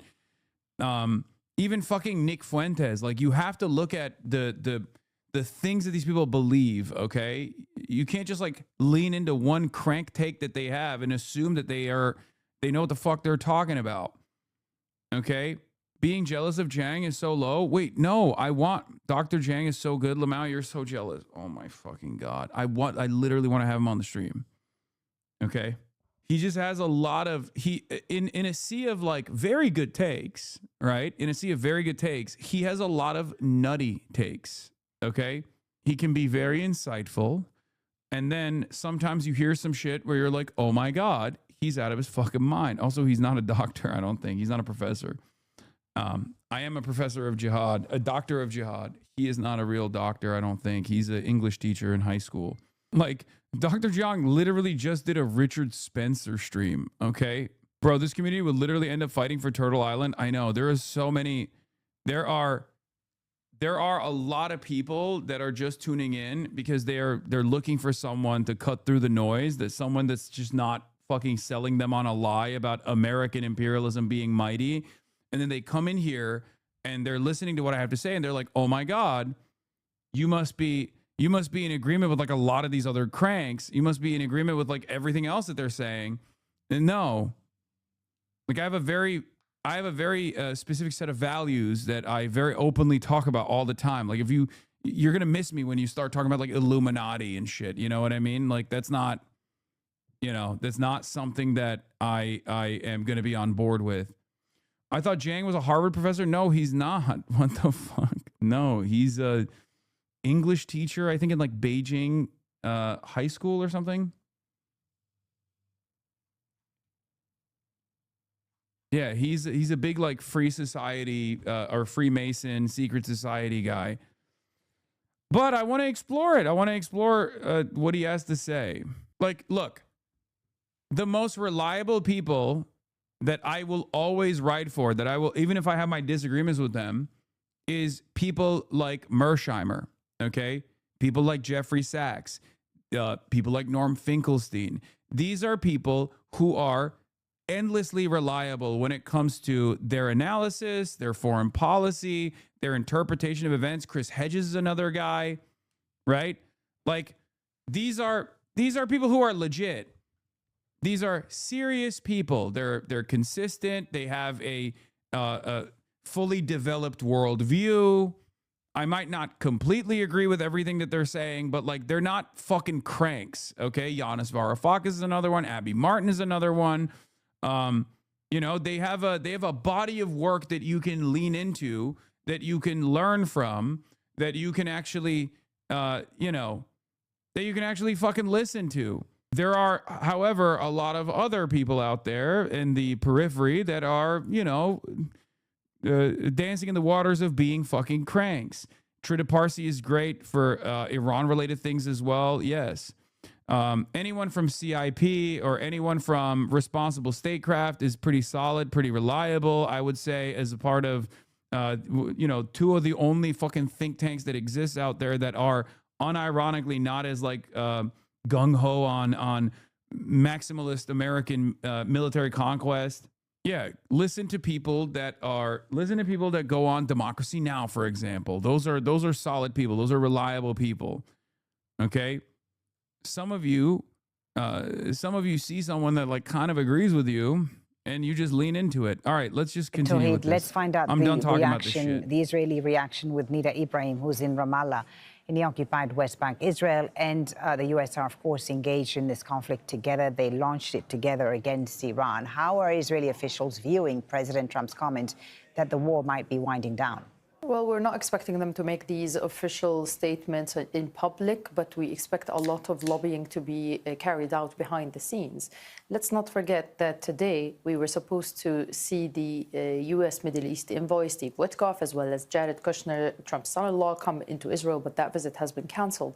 And many are saying that this cancellation could reflect a tension in the how is the war going to unfold between the U.S. and Israel? Let's not forget that since the beginning of the war, the goals did not fully align between what the U.S. wanted from this war and what Israel wanted. And Israel kept reiterating that they want to keep operating until they eliminate the Iranian, what they call existential. Bro, literally, okay, there you go, dude. Yeah, can someone explain his crank takes? I know he voted for Trump, but he still knows what he's talking about when it comes to weapons inspection. Threat, as well as pounding the regime's facilities. This is also part of the reason why I have a lot of smoke for fucking ACP guys as well, okay? Normally, I don't speak about this, but if you're like a fucking Duganist, okay, and if you like sincerely think that Russia is truly an anti-imperialist force, for example, then yeah, I'm obviously going to have takes about that. I'm obviously going to have disagreements about that. Like I understand the role that Russia has played around the globe, okay, with its invasion of Ukraine, triggering the events that are unfolding right now. But there's a difference between like analysis and outward support for these kinds of actions, rather than engaging with it critically. Dugan is a non-factor, but it doesn't fucking matter. Like him being a non-factor does not change the dynamic here when you are leaning into his analysis, when you're leaning into his philosophy. Military facilities, nuclear facilities, as well as oil facilities, which is also another reason why the U.S. administration has been showing concerns, according to media reports, because they believe that when Israel hits these oil facilities, that could trigger ordinary and usual, any Iranian who's affected by this could lobby behind their, lobby around and support their government, which is something that it's not necessarily what the U.S. and Israel want. The U.S., while President Trump has mentioned the regime change at the beginning of the war, but it was absent from from the latest messages from Donald Trump. So this seems to be an issue that is that both parties differ on, and it will be seen how the Israelis are going to try and convince Trump to continue with this war, which is something that Israel has said it wants to do. Yeah, and the Iranians also continuing with their attacks on Israel, Nida, across several areas of Israel. Tell us about what's been happening and what impact this is having on people's lives. Well, yesterday we saw 2 Israelis being killed in these Iranian missiles that were sent into Israel. One of them has exploded, according to Israeli authorities, in 6 different locations. We are talking about cluster munitions, warheads that, when they are intercepted, they explode, and the remnants of them splinter all across the area they're in. And that's why we've seen 2 Israelis killed and many others being taken to hospitals. According to the Israeli Ministry of Health, around 199 people have been hospitalized just in the past. You discount people like Ritter, though. Put aside his personal feelings on Russia. His actual military analysis is extremely good, and sorry, it's better than yours. He has substantial knowledge and experience in that field, obviously. Okay, man, he's also a convicted pedophile who also loves Russia and voted for Donald Trump. I'm sorry. I feel like, you know, perhaps not the best look for someone like myself to literally fucking lean into what he's saying, okay? Jesus Christ, dude. Oh my fucking God. You wanted me to say it? I'll say it, okay? Holy shit. Please, what the fuck is this? What the fuck is going on? This is precisely why I understand how, like, I always wonder how people like fall for you know, Baba Vakian or LaRouche, right? And then I see a lot of fucking undisciplined baby leftists in this fucking chat who immediately prove exactly how dumbasses fucking fall for this grift. The reason why I don't talk about a lot of this other, you know, alternative, you know, leftist cults basically is because I feel like I'm giving them more of a platform when I even mention it, especially at a time when there's no real fucking left movement in this country anyway. But fuck, man, be a little bit more, you know, be a little bit more critical. 24 hours, and 4 of those have critical or serious injuries. In general, there is this worry that not all missiles are being intercepted, but also drones that are coming from Hezbollah's way into Israel, with certain times the Israelis announcing the failure of the alarm systems to detect these drones or to stop them from infiltrating further Ritter into is majorly anti-Trump. You were very ignorant. Israel. No, he was one of the Israeli Trump army, is... it says that He was one of the Trump is going to be the peace candidate guys. It had been Was he not? undermining the powers of Hezbollah, that these anti-tank missiles that they have, as well as these drones, have been more powerful than they had anticipated. But this could be seen also as part of the Israeli attempts to push deeper into southern Lebanon. And we've seen that indeed with the Israeli army's continued threats to all Lebanese living in southern Litani River to evacuate their homes and go to up north. Thank you, Nida, for that. Nida Ibrahim in Ramallah in the occupied West Bank. So day 11. Trump just on Truth Social just now has said, if Iran has put any mines in the Hormuz Strait and we have no reports of them doing so, we want them removed immediately. If for any reason mines were placed and they are not removed forthwith, the military consequences to Iran will be at a level never seen before. If, on the other hand, they remove what may have been placed, it will be a giant step in the right direction. Kind of feels like Donald Trump is speaking from a place of utmost confidence, don't you think? This dumbass is literally fucking sitting and watching CBS and CNN on television, and instead of going to his advisors and being like, is this real? He's just tweeting shit out, live reacting to the TV while simultaneously begging. This is why I said, regardless of my criticisms of Russia, okay, and regardless of what I think Russia should have done instead of like militarily invading Ukraine, the current situation that is determined by Russia's positions, its hardened positions in eastern Ukrainian territory, show that America doesn't have the cards at all. As far as dealing with Russia, right? And that played a major, that struck a major blow at the power that Western countries had in terms of like maintaining this global order, being the world police, doing whatever the fuck they want to, whatever the fuck they want to anywhere around the world. Like they could no longer engage in a serious proxy battle against Russia that would destroy the Russian military and cause them to fucking back away. And the same thing is happening here as well. This is blow after blow to Western empire. Yeah, here, this is Scott Ritter, Tulsi Gabbard, and the Trump revolution. Not sure why Scott Ritter is so optimistic about the Trump foreign policy team. This piece ignores Trump's neocon picks and focuses instead on Trump's stated commitments to be anti-war. No one gives a fuck in the global south about that. Their output is good for the world. I know, that's partially why I've always talked about how like the third worldist position unironically is pro-Russia and pro-Palestine. And a lot of people in the first world don't understand why. And I've tried to explain exactly why a lot of guys that live in developing nations don't give a fuck about Russia invading Ukraine militarily. And people get mad at me and they think, oh, well, how dare you say that? Ukrainians are suffering. I understand that. Okay. But if you're living in like Burkina Faso, okay, you don't give a fuck. You're like, okay, fuck America, fuck France, like fuck the Western world. Russia is the only country crazy enough to militarily oppose the Western powers. That's the way they see it. That's their analysis. That's their interpretation. Okay, that's it. Ritter was wrong about Tulsi and you were wrong about Russia. If you put the same level of weight into being wrong about Tulsi Gabbard in 2024 to me literally leaning into on the ground reports from the Ukrainian side, and also an analysis that once again it clearly laid out how dramatic of a misstep this would be for Russia to invade Ukraine militarily. If you find that there is like similar weight on both of these interpretations, you are fucking delusional. Okay? That is crazy. That is literally fucking nutty. You're talking about 2024. I clocked Tulsi Gabbard as a fucking crank in like 2016. I clocked Tulsi Gabbard as a fucking crank when even Kyle was like riding for Tulsi Gabbard. Go back and watch our conversations from like 2018, 2019, and you will hear me say, Tulsi Gabbard's a fucking crank. Jimmy Dore's a fucking crank. You guys are stupid for believing these people. It was the most obvious thing.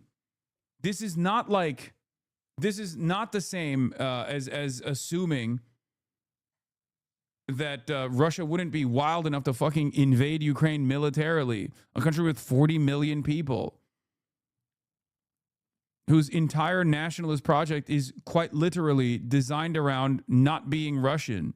Anyway, people's opinions change with new info. Don't you think that there was plenty of information in November 2024 to indicate that Tulsi Gabbard was not anti-war at all? This is after she participated in psychological operations in Africa for like a year. Don't you think? And she has never shied away from her Islamophobia in general. Don't you feel like that's a clear indication that she was not an anti-imperialist pick at all, an anti-imperialist choice at all? She was literally a fucking CIA agent. What the hell's wrong with you? Shut up. There's not new information at that point. If you're saying that in November 2024, you're delusional.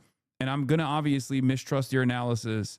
Of the Iranian war. U.S. military dominance continues, with the U.S. claiming they've conducted over 5,000 target strikes since the start of the war. Even Defense Secretary Pete Hegseth has claimed that today, Iran has fired the fewest missiles across. I'm asking how you knew Tulsi was a crank back in whenever you said like 2017, just her voting record or nah? No, her sentiment about Islam, dangers of Islam. A lot of people thought Tulsi Gabbard was anti-war, anti-imperialist because she was like pro-Bashar al-Assad. There's no other way to put it. She literally was communicating as though she was pro-Bashar al-Assad. She literally went to Syria. She hung out with Assad. A lot of people thought, oh, she's like anti-interventionist. She's anti-interventionist for that reason. No, the reason why she was literally pro-Assad was because she was insanely Islamophobic.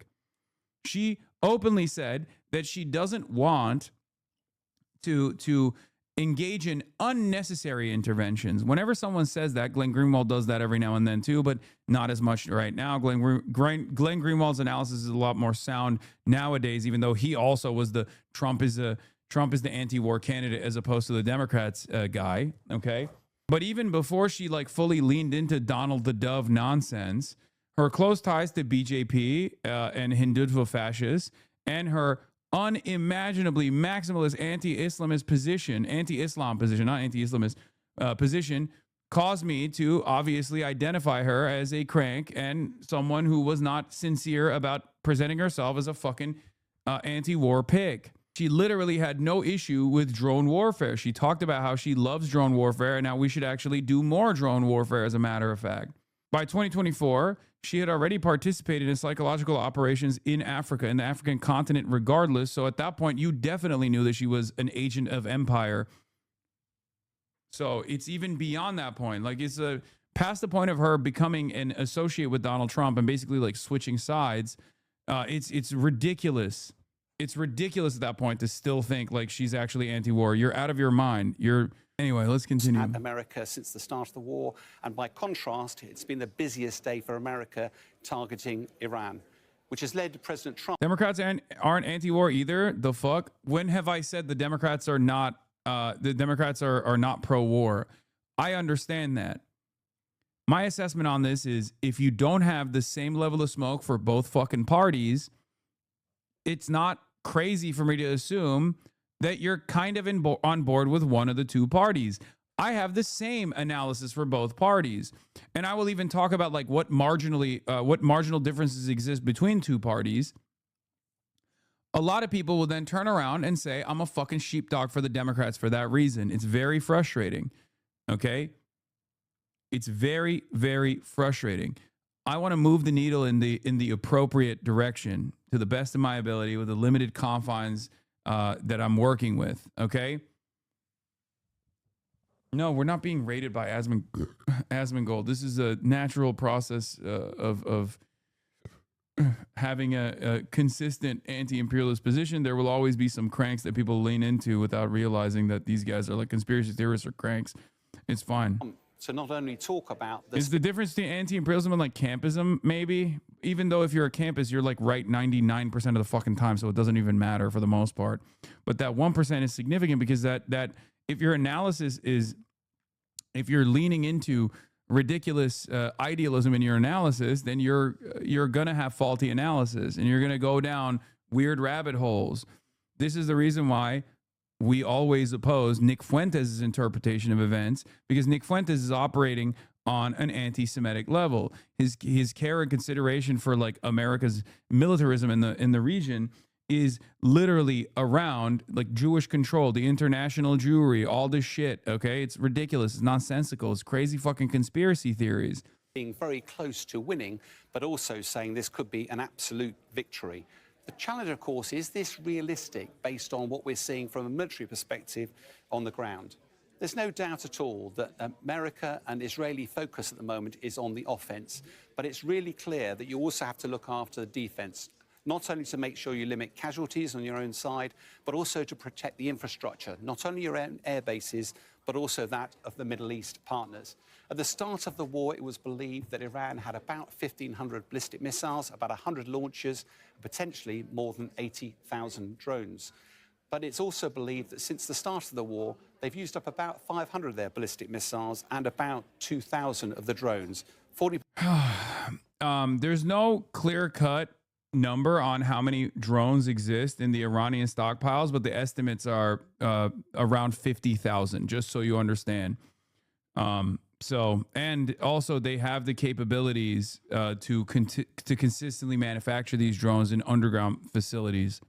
% of those being targeted against Israel and 60% against the US. So what is the US doing about this? Well, the US has some very, very capable missiles. These are the main three. Well, most of us will have heard of the Patriot missile system. It's used very widely across Europe, but also in Ukraine. Large stocks of the missile, it's about 4 million a time and a pretty significant production rate each year. But I draw your attention to the SM-3, the Aegis SM-3, 28 million pounds a time and very, very low production rate. If you look overall, the total number of missiles here is about 2,000 missiles. Worth remembering that with Patriot, you normally fire 2 missiles because they don't have 100% probability of kill. And therefore, although these replacements looks a big number, the harsh reality, that's about 17 a week. America is using far more than that, so it cannot keep pace with the utilization rate. And even allowing for American companies, defense companies, saying they'll quadruple production, there's no chance of them keeping pace with demand. By contrast, if we look at the Shahed drones, which is the centerpiece of the Iranians, 80,000, probably more than that available. But look at the cost. I thought it was like 50,000. Shit. Western News is saying 80,000. That's crazy. The production. The cost is about 1% of the cost of the missiles going up against them. And they can produce these things over 100 times faster than America can actually produce their own missiles. Remember, it's because Iran is producing out of necessity. America is producing for capitalism. That's why there is a major difference in the cost. Okay? If your goal is to make money for your defense contractors, you're not going to have a lean operation. You're not going to have an efficient operation. You don't give a fuck about doing any of those things because you care about burning American money. You care about the unlimited funds that you can get from the Pentagon. Okay? This creates a unique opportunity for smaller countries or smaller economies that have been strangled by American imperialism, to be able to produce results in a war of attrition that are unbelievable. Okay? The challenge, of course, for these missiles is pretty clear. By use of this graphic, when you have a US intercept system, it isn't just about the missile, it's about detecting, tracking, and then targeting. And once the missile goes in the air, it's very, very effective at taking out the Shahed drone. The challenge, of course, though, is that when it hits it, the debris will often fall and often causes a lot of damage on the ground.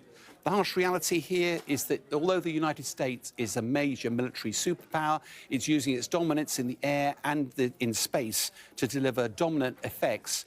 Iran is able to combat American quality with quantity. And unless the US finds a way of dealing with these huge number of Shahed drones, whether in storage or on launchers, it's going to be very difficult for President Trump to claim absolute victory.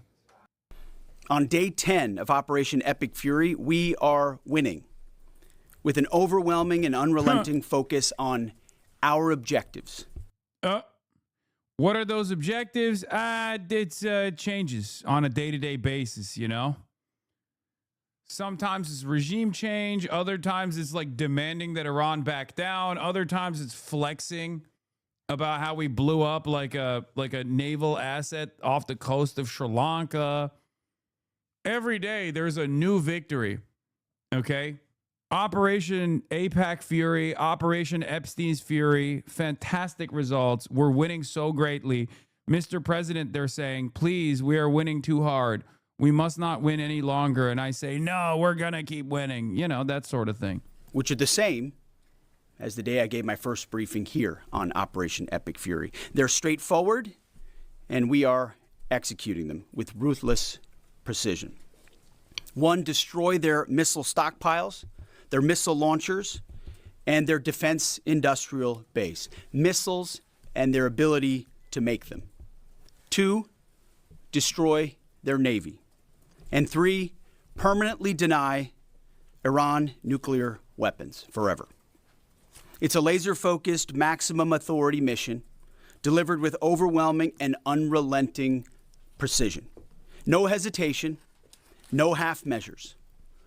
As President Trump declared yesterday, we're crushing the enemy in an overwhelming display of technical skill and military force. We will not relent until the enemy is totally and decisively defeated. But we do so on our timeline and at our choosing. For example, they're trying to falsify marine traffic transponder data to make it look like the Strait of Hormuz is open, possibly to manipulate oil prices. Yeah, I don't know what this navigation interference looks like. Like, I don't know what the purpose of this navigation interference is. I don't know if it's to like distort the Iranian side's capabilities, disrupt their capabilities of like intercepting tankers that may try to cross, or if it's just to like manipulate the energy markets by creating this reality, this fake reality that you know, ships are actually passing through. I don't know what the goal there is, but there's one thing you can't lie about, which is, are tankers fucking crossing or not? Sayed Abbas Arakshi says U.S. officials are posting fake news to manipulate markets. It won't protect them from the inflationary tsunami they've imposed on Americans. Markets are facing the biggest shortfall in history, bigger than Arab oil embargo, Iran's Islamic Revolution, and Kuwait invasion combined. As far as I understand, the ships that have actually passed through the Strait of Hormuz are ships that have Chinese allegiances, like wearing the Chinese flag, or are sending the existing supply to China. And even then, it's like very limited. I don't know if it's I don't know if I mean, I don't know. I don't know what's going on. I'll be honest. I have no fucking clue. I don't know if like ships are actually passing or not, but the American side doesn't seem to be saying that the ships are fucking passing. American media official, the ship's owners have said that the U.S. Navy contacted us and told us not to pass through the Strait of Hormuz because there's no coordination capability. The U.S. actions are very much a publicity stunt. There's already a lot of tankers to see from before. OPEC does that to control price. There's over 1K tankers that are just parked outside China, waiting to sell when the price is right. It does feel like market manipulation, though, because all the numbers that you look at, there is no naval assets that are moving with oil tankers right now. Okay. And I don't think that naval assets that haven't, or oil tankers that haven't gotten prior clearance from the Iranian government are capable of passing through at this moment. And it's funny because like America can't blow up an oil tanker either to make it seem like Iran is doing it, right? Even if it's like a Chinese bound ship, China bound ship, because then it will further collapse the markets. That's the reason why they're not passing through. U.S. can't hit the ship without risking war with China. China's Liu Wang-1 spy ship is in the Gulf of Oman, tracking U.S. forces reportedly feeding intel to Iran. Iran used this plus version. I don't know if that's correct or not. Just look for yourself. If there's a bunch of red dots clumped together outside of the line, outside of the strait, then it's closed. Reporting from Dropside on why the markets aren't tanking yet. About 35% of the oil that normally transits the Strait of Hormuz is still reaching export markets, Bloomberg's Javier Blas reports. Saudi Arabia's move to ramp up exports in the Red Sea will cause that number to jump to 63% in the next couple of days. This story finally explains why the markets are calm. The Saudis are shipping oil through other channels Iran doesn't control. They have pipelines. I don't know how effective that is, but so Saudi Arabia did build some pipelines to transport the oil to the Red Sea side. But as far as like going through the Strait of Hormuz, I don't think they were. No, and the Red Sea side is not one that the Houthis can reach with the same level of efficiency as they can in their immediate coastline. You can't really pass through reliably through the Red Sea off the coastline of Yemen, but if it's super far up north, then American naval assets could protect the ships, because there are limitations with reaching ships that far up the coastline. Like the Houthis don't have the same capabilities that Iran has in controlling the Strait of Hormuz. If you look at a map, okay, let's see, like Red Sea pipeline map. Here you go. So here, this is one option that they have, right? So they've built some pipelines. It'll be difficult to transport to these pipelines regardless, but Yemen is here, okay? This is the area that they can absolutely fucking dominate. All right? This is the area that they dominate. This is a choke point for Iran. This is a choke point for Yemen, okay? And Yemen has the capabilities of striking ships in this vicinity, okay? But they don't have the capabilities or have the same reliability when it comes to striking ships here. So they can't effectively control this because it's outside of their reach. So if you put like American naval assets here, they can do a much better job of reliably protecting oil tankers that pick up the barrels of oil that is transported through the East-West pipeline that can then go up the Suez Canal. Okay, this is how you can avoid the Strait of Hormuz. But obviously, the easiest route here would be, considering that this is where all the fucking oil and gas is, and all the refineries are, the easiest route would obviously be to load them on the fucking tankers and take them through the Strait of Hormuz. You understand? I don't know how reliably you can target the pipelines. Like, I don't know how reliably Iran or the Houthis could target the pipelines and to disrupt this transition if they chose to do so. Yeah.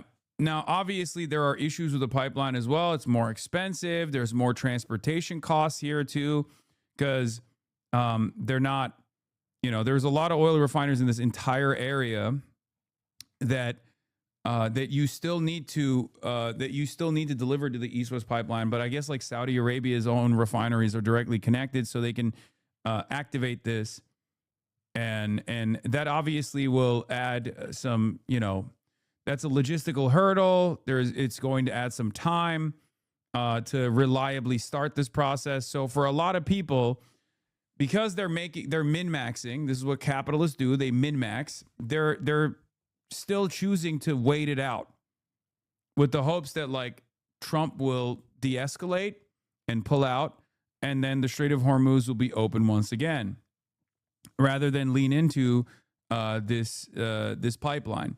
If the Strait was so avoidable, I feel like they would have done it already. It still really doesn't make sense. Yeah, it's just much more cost effective because everything is right there. And if you noticed, given Iranian striking capabilities, this area is also directly within the crosshairs of Iran. Like, all of the oil refineries that happen to be right off the coastline of the Persian Gulf are super, super easy to fucking target if Iran chose to do so. That is why I have said that that's like their nuclear option, right? This is like the maximalist position that they can arrive at, where they just like start melting the fucking refineries. And part of the reason why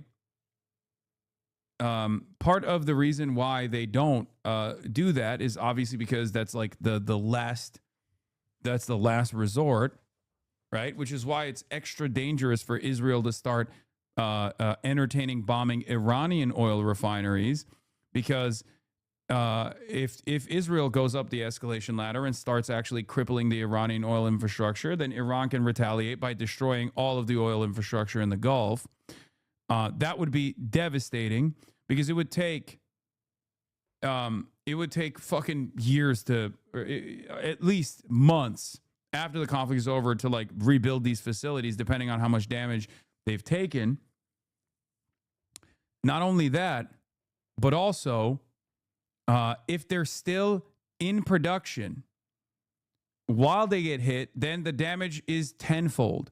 This is the reason why a lot of these facilities instantly stopped refining. They stopped refining because obviously if these pipelines that exist within the refineries, if they're still filled with oil or gas, then one minor incident can cause major collapse, right? It's explosive. It's explosive material. And the damage would scale. With the price of a $20,000 Shahed drone, you could cause tens of billions of dollars worth of damage. This is why they stop their production. They don't stop their production because they're like trying to punish the global markets or anything, or they're not even stopping their production necessarily because there aren't enough oil tankers to fill. They're stopping their production because they're worried that they might accidentally receive a drone strike. And it also takes a lot of time to even restart these processes regardless.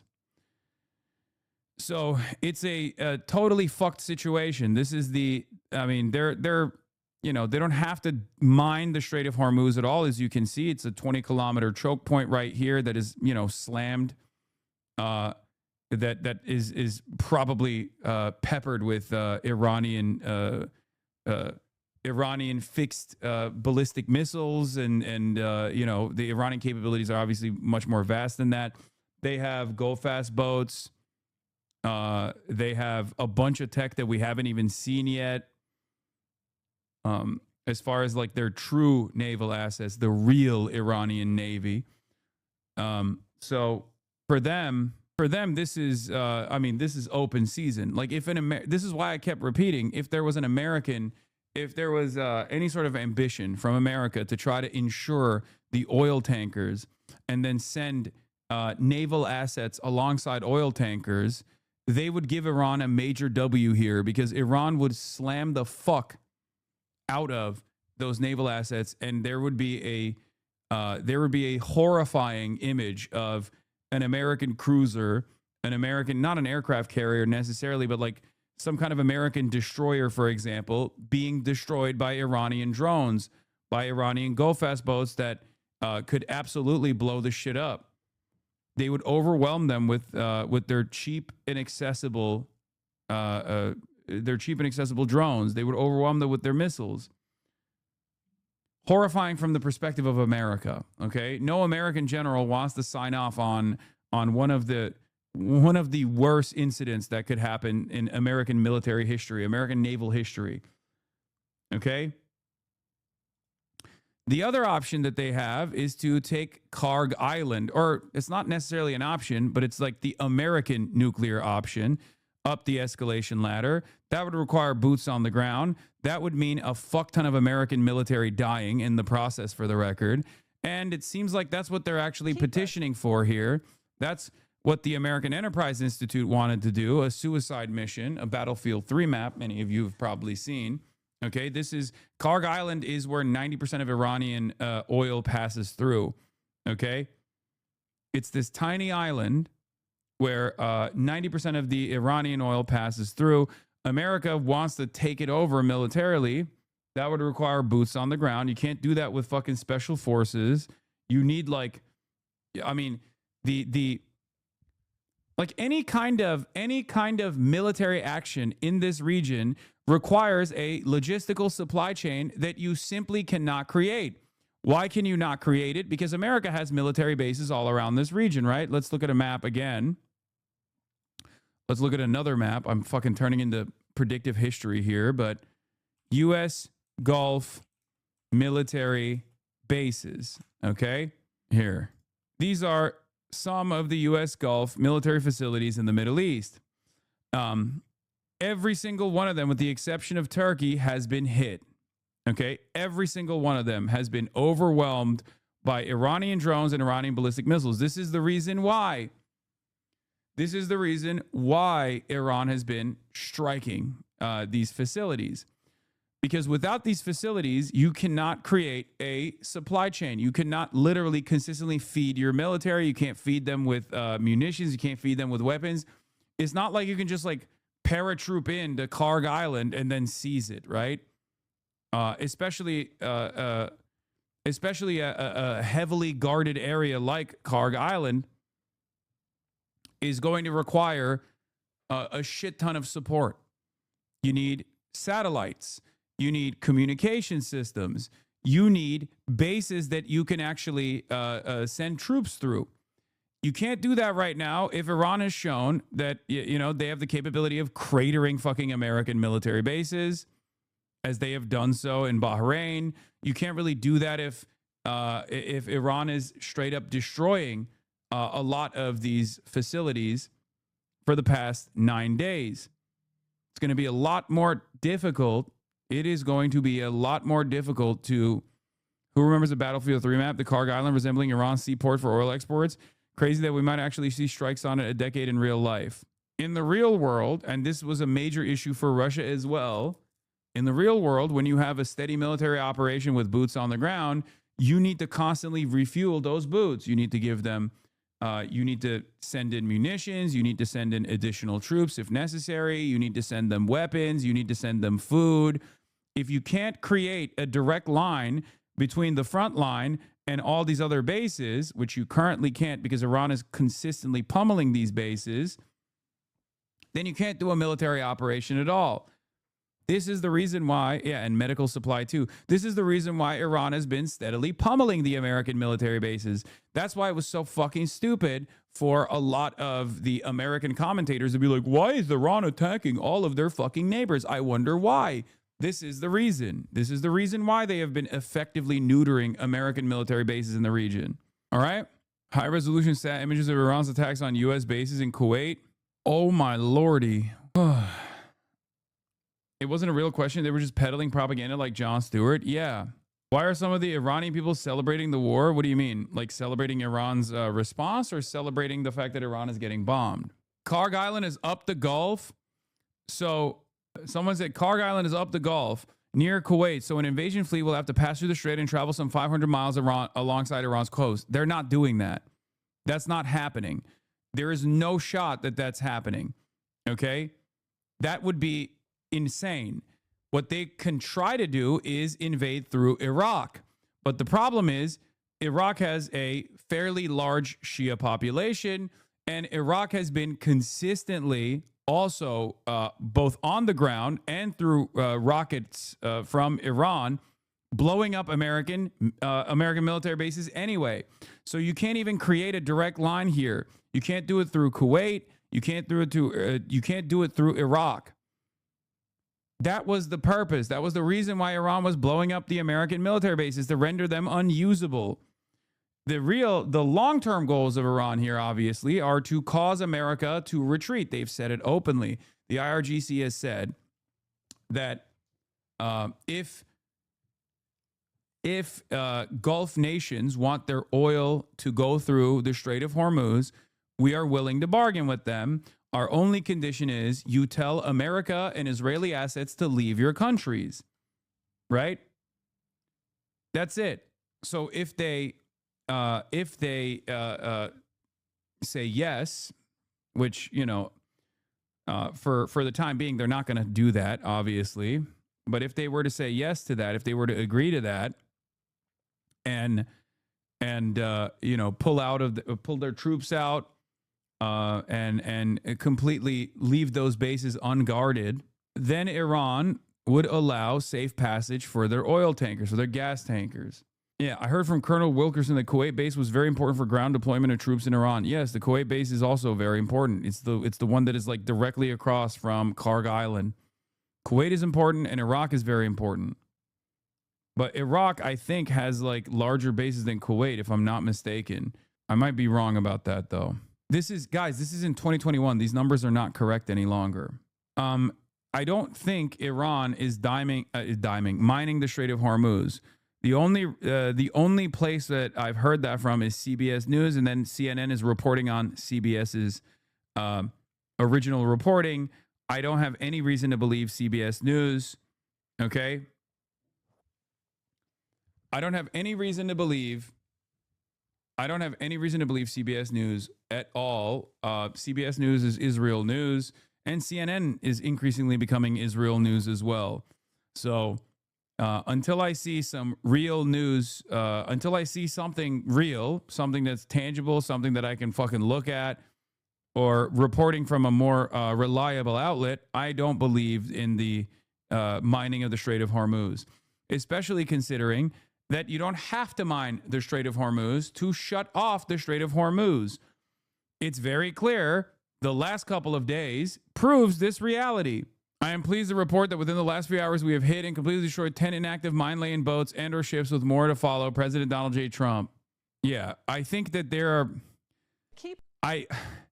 Okay. Maybe they did do that. And we'll see if they actually did that. By the way, they said inactive. So clearly they weren't, I guess, mining. But if they did actually do that, we'll see. However, this also calls into question the previous reporting from the American side. I thought their naval assets were destroyed. That's number one. Turns out it wasn't, as we know. Number two, I think they're faking it. I think they're just straight up saying, oh, they were going to mine it, but we stopped it from happening by blowing up their mining operations just so they can lean into any fucking discernible W they possibly can lean into. We shall find out soon enough if that is the case. Okay? Brian Kilmeade says that he would love for America to take Karg Island. But we don't want that kind of disruption for our own citizens. We want our families to. I would love to see him take Karg Island, that oil island. He'd be just like Venezuela. We control their oil. 90% of their oil goes to this little island. It's not just like Venezuela, you fucking idiot, because in Venezuela, you did not have a serious military defense mounting against your troops. It was clear that there was some kind of side deal that was cut ahead of time, you know, an early retirement for Maduro. Maybe even Maduro falling on his own sword in an effort to save the Venezuelan population. That's probably the most charitable estimation of events. The least charitable one would be Delcy Rodriguez fucking cooked them. Okay? Venezuela looked at the situation and realized they don't have the capabilities of defending the country. Iran is very different than Venezuela. Trying to go after Karg Island is not going to look like a Battlefield 3 mission. Okay? Trying to go after Karg Island is going to be a suicide mission for the reasons that I just mentioned earlier.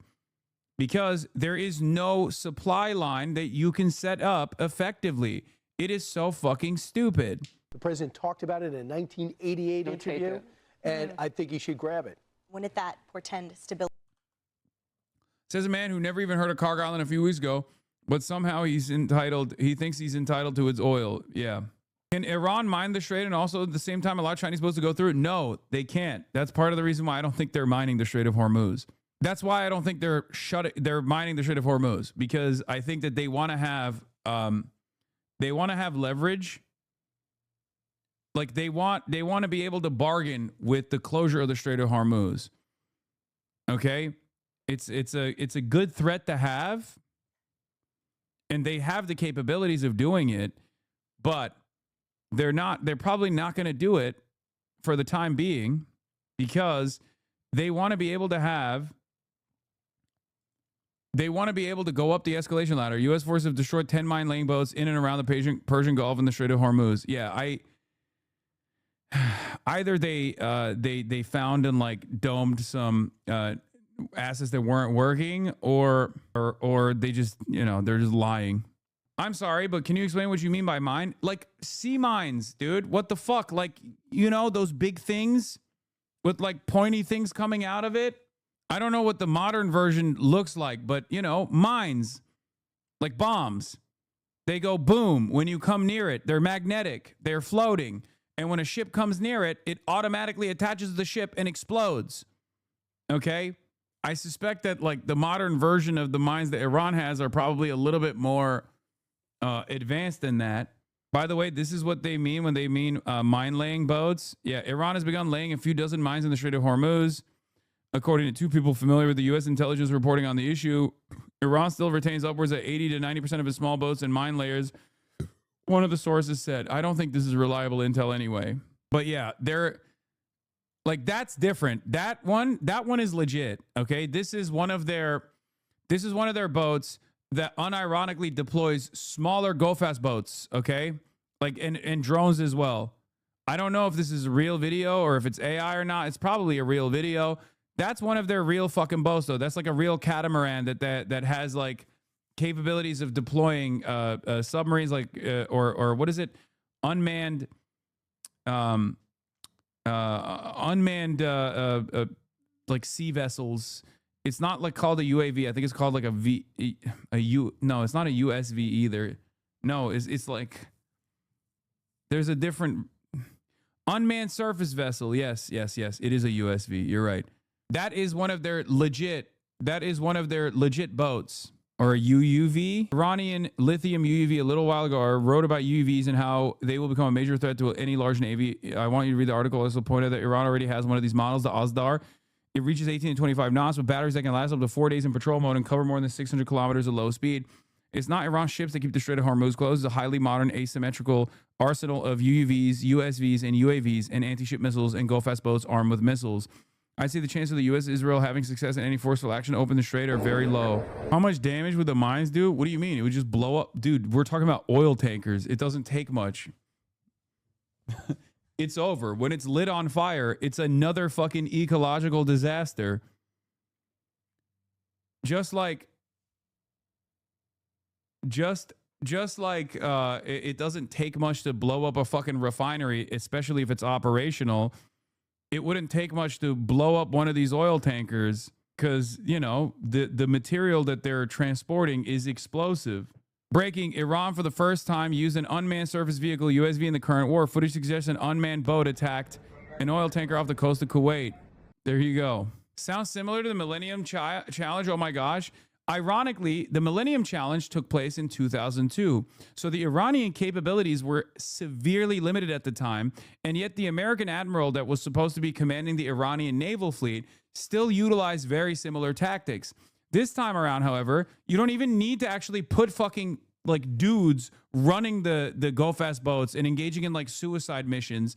You can literally have drones do it for you. It's much more precise. It's much faster. It's much more stealthy. It is impossible to deal with this shit, okay? Which is precisely the reason why America has not moved any fucking oil tankers through the Strait of Hormuz. This is it. In memory of the victims of Epstein Island. That's crazy. I don't know if this is real or not. Yeah. 90% of Iran's oil also flows through the Strait of Hormuz and 40% of China's. Yes, exactly.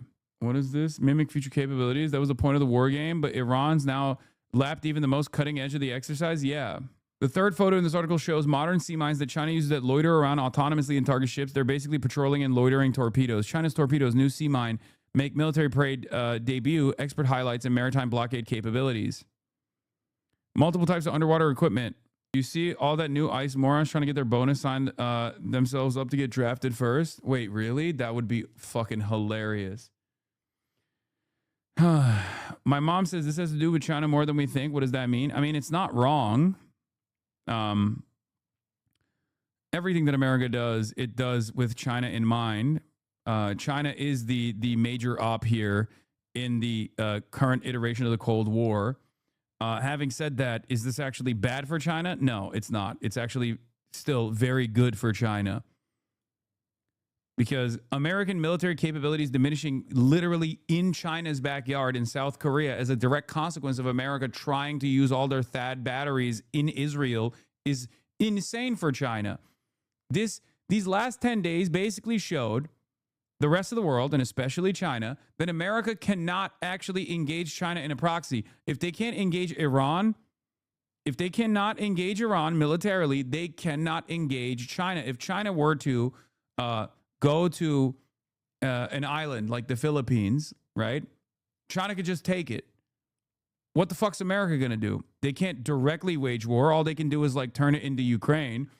And it's very obvious that they cannot deal with the overwhelming manufacturing capabilities of China at all. They can't hit Chinese mainland because China has nukes, just like they can't hit Russian mainland because Russia has nukes. Any sort of proxy situation for China, any sort of proxy war situation for China favors China tenfold now. America should be very excited at the fact that the Chinese foreign policy has revolved around trade maxing and not bullet maxing, okay? Today will be yet again our most intense day of strikes inside Iran. The most fighters, the most bombers, the most strikes. Intelligence more refined and better than ever. So that's on one hand. On the other hand, the last 24 hours have seen Iran fire the lowest number of missiles they've been capable of firing yet. Just the bifurcation, just the trend lines that we talked about on our first briefing. You see, this is not 2003. This is not endless nation building under those types of quagmires we saw under Bush or Obama. It's not even close. Our generation of soldier will not let that happen again, and nor will this president, who very clearly ran against those kinds of never-ending, nebulously scoped missions. Those days are dead. Instead, we're winning decisively with brutal efficiency, total air dominance, and an unbreakable will to accomplish the president's objectives on our timeline. We stay locked on the target because here at the Department of War, that's our job. Now, the chairman and I, having just returned from Dover last night, our troops and their families and the enormous sacrifice that they make is certainly heavy on my mind. So I'll close with scripture, drawing strength from Psalm 144. Oh, imagine this ass clown being your fucking commander, dude. God damn. The commander-in-chief is Donald Trump and this fucking drunk rapist. Oh, let me quote some scripture for you guys. Hoorah. Yeah. M Israel high. Fucking dope, dude. Fucking dope. Blessed be the Lord, my rock, who trains my hands for war and my fingers for battle.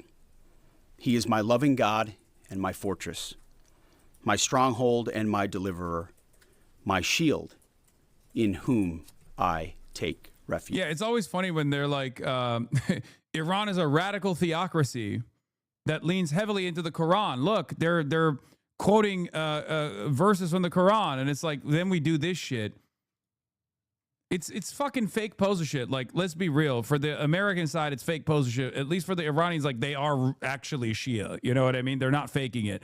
I wouldn't say that about, like, even Turkish politicians. Some of them greatly hype up how Muslim they are. I will say Iran is actually, like, the Iranian leadership is actually fucking not performative. Like, they do believe that shit. They ride for it, okay? Pete Hegseth, on the other hand, is faking it. Why can't you just be friends with Asmongold? Call Asmongold. Brother, Asmongold shits in his fucking diapers. He is terrified of having a normal conversation with me. I've presented that option to him 1,000,000 times over. He would much rather cry into his hug box about America's doing awesome stuff, actually. America's killing it, bro. It's awesome. Please die for Israel, bro. Yeah. Chat. You know what's base, chat? Dying for Israel. You know what's base, chat? Murdering little girls at school. You should always target the healers first, chat. You should always do war crimes first. What's up? What's up? What's up, little lady? What's up, little lady? Hi. What do you want? No, you can't come up here and... Oh, no. Anyway, yeah, based. Oh, they're blowing up these fucking... Okay. Naval assets. Oh, my God. Iran doesn't want a ceasefire. Speaker from the parliament. Oh. Speaker of the Islamic Republic of Iran's parliament. Certainly, we aren't seeking a ceasefire. We believe the aggressor must be punished and taught a lesson that will deter them from attacking Iran again. The Zionist regime has consistently perpetuated a vicious cycle of war, negotiation, ceasefire, then war again throughout its disgusting history. We will break this cycle. I'm telling you, man, things are not looking too great for America at all. And I've been saying this for the past week or so. And for some weird reason, a lot of Americans are like oblivious to this reality. They want to hear self-soothing statements like, oh, but we have so many missiles. Oh, but we have so many bombs. Oh, we can just like really punish the Iranian electricity grid. We can do a genocide. Yeah, well, you have nukes too, right? You have nukes. You always have the nuclear option, right? That doesn't mean you're actually fucking winning. That's the problem. Breaking, Israel's prime minister's office says that in the coming days, conditions will be created for the Iranian people to grasp your destiny, adding that when the time is right and that time is fast approaching, the torch will be passed to them to seize the moment. Yeah, another desperate Hail Mary. Below is the full statement from Israel's prime minister's office. People of Iran, we are waging a historic war for liberty. Yeah, those clouds, those mushroom clouds that you see in the periphery are clouds of liberty. All of the sons and daughters and your neighbors that we have murdered, we have liberated from their mortal coil. The black clouds that are raining toxic chemicals, destroying your water supply. That is actually a cloud of freedom. Who needs clean water? No one. When we blew up your desalination plant, we did that so we could liberate you from having to drink and have access to clean water. But time is changing.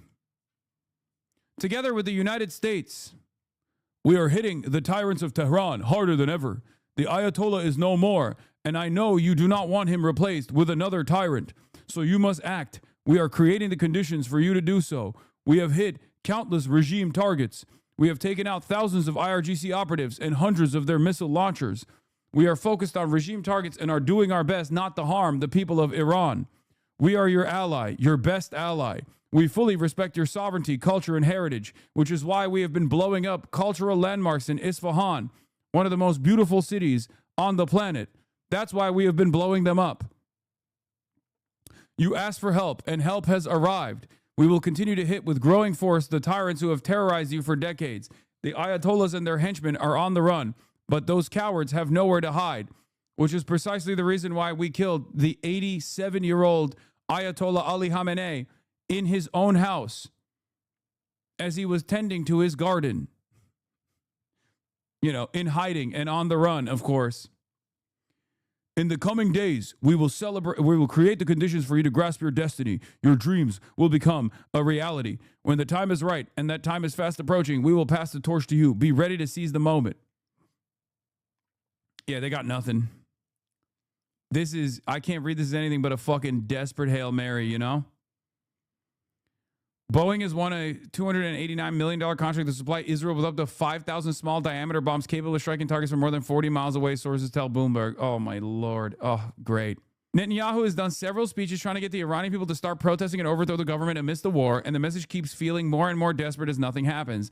There was a chance of maybe something happening when Ali Khamenei was killed, when celebrators came out after Israel's announcement, but none of them attempted anything significant. When Mushtaba's selection was announced, protests were limited to shouting from windows. Meanwhile, you got Americans retreating their assets from South Korea in an effort to fucking defend Israel for a war that Israel started. And their energy markets are collapsing. Okay, imagine being South Korea or Taiwan. You're seeing the USA war of choice wreaking havoc on your economy. At this point, Taiwan has 10 days of gas remaining. 10 days. They have to lean into China to make up for their lack of energy, for the record. So that's another J.D. Pandon moment. Shouts out to J.D. Pandon, once again, unifying China and abiding by the principled stance of having a one China policy, because now Taiwan has to fucking lean to mainland China for their energy needs. DPRK and the Republic of Korea are having side conversations as the American THAAD batteries are hastily evacuated to the wonderful nation state of Israel and the surrounding regions for the Gulf states because they have deployed all of their munitions. They've expended most of their munitions. Okay? At the same time, U.S. is withdrawing defense commitments. Is this an empire you still want to bet your life on? Yep. Obviously, the greatest cost of this war are being borne by Iran, the Gulf states, and Israel. But the truly perverse thing is that a bunch of Asian economies are being thrown into crisis for something they have almost nothing to do with.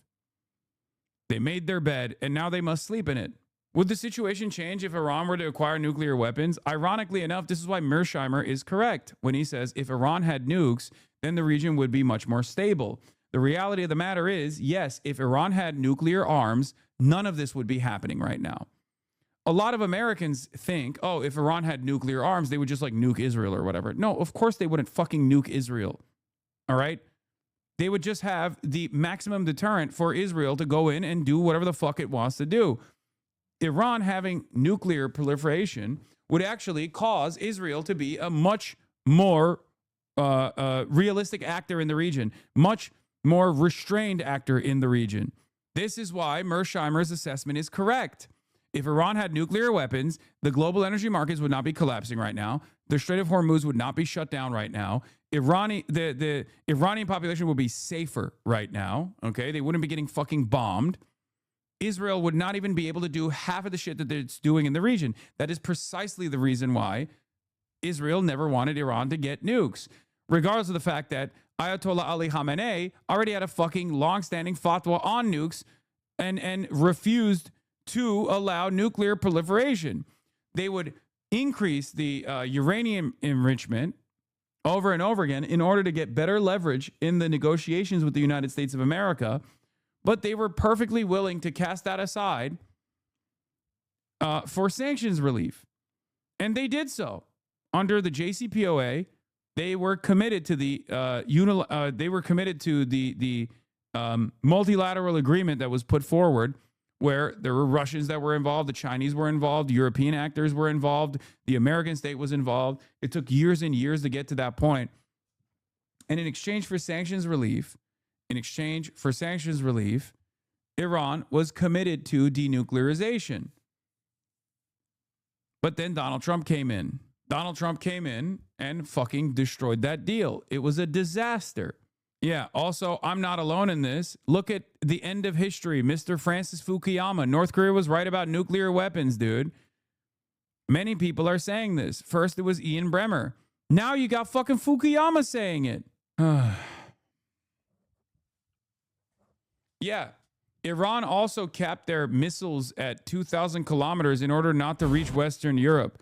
I limited the range of our Ali Khamenei. I limited the range of our missiles to 2,000 kilometers despite requests to increase the range. That's another fucking L. That is an L. You don't have a delivery mechanism for nukes, then it doesn't even matter that you have nukes, right? Once you have nukes, you also have to develop, like North Korea did. North Korea first developed its artillery capabilities directly targeting Seoul as the maximum deterrent, okay? In the absence of nukes, North Korea first developed its artillery capabilities. They lined up the other side of the demilitarized zone with artillery, okay? They built their manufacturing processes to withstand American bombing campaigns. North Korea is the OG Iran in terms of like underground manufacturing. So they first did that. After they had significant deterrence against South Korea and against all of the global allies that might fuck around with North Korea once again in the aftermath of the Korean War, which was a genocide. Okay, they went and engaged in nuclear proliferation. They developed nukes, and then after they developed nukes, they developed the delivery mechanism for nukes, because just having nukes alone is not enough. You also have to have intercontinental ballistic missiles, because your nuclear strike range, if it's limited, is going to severely restrict your deterrence capabilities. This is precisely the reason why Israel has Jericho 3. Israel not only has nuclear arms, but they also have a delivery mechanism that can basically reach everywhere around the world, with the exception of like Sydney, Australia, and like Los Angeles and the westernmost part of the continent of South America. So it's not enough to have nukes.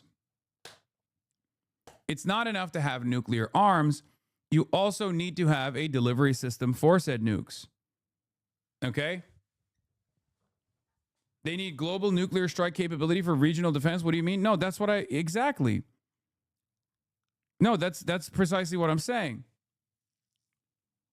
So, for that reason, Iran's limitations on their ballistic missile capabilities to 2,000 kilometers was to basically show Iran did not make a mistake. They already knew this. No, this is absolutely a mistake. 1,000,000%.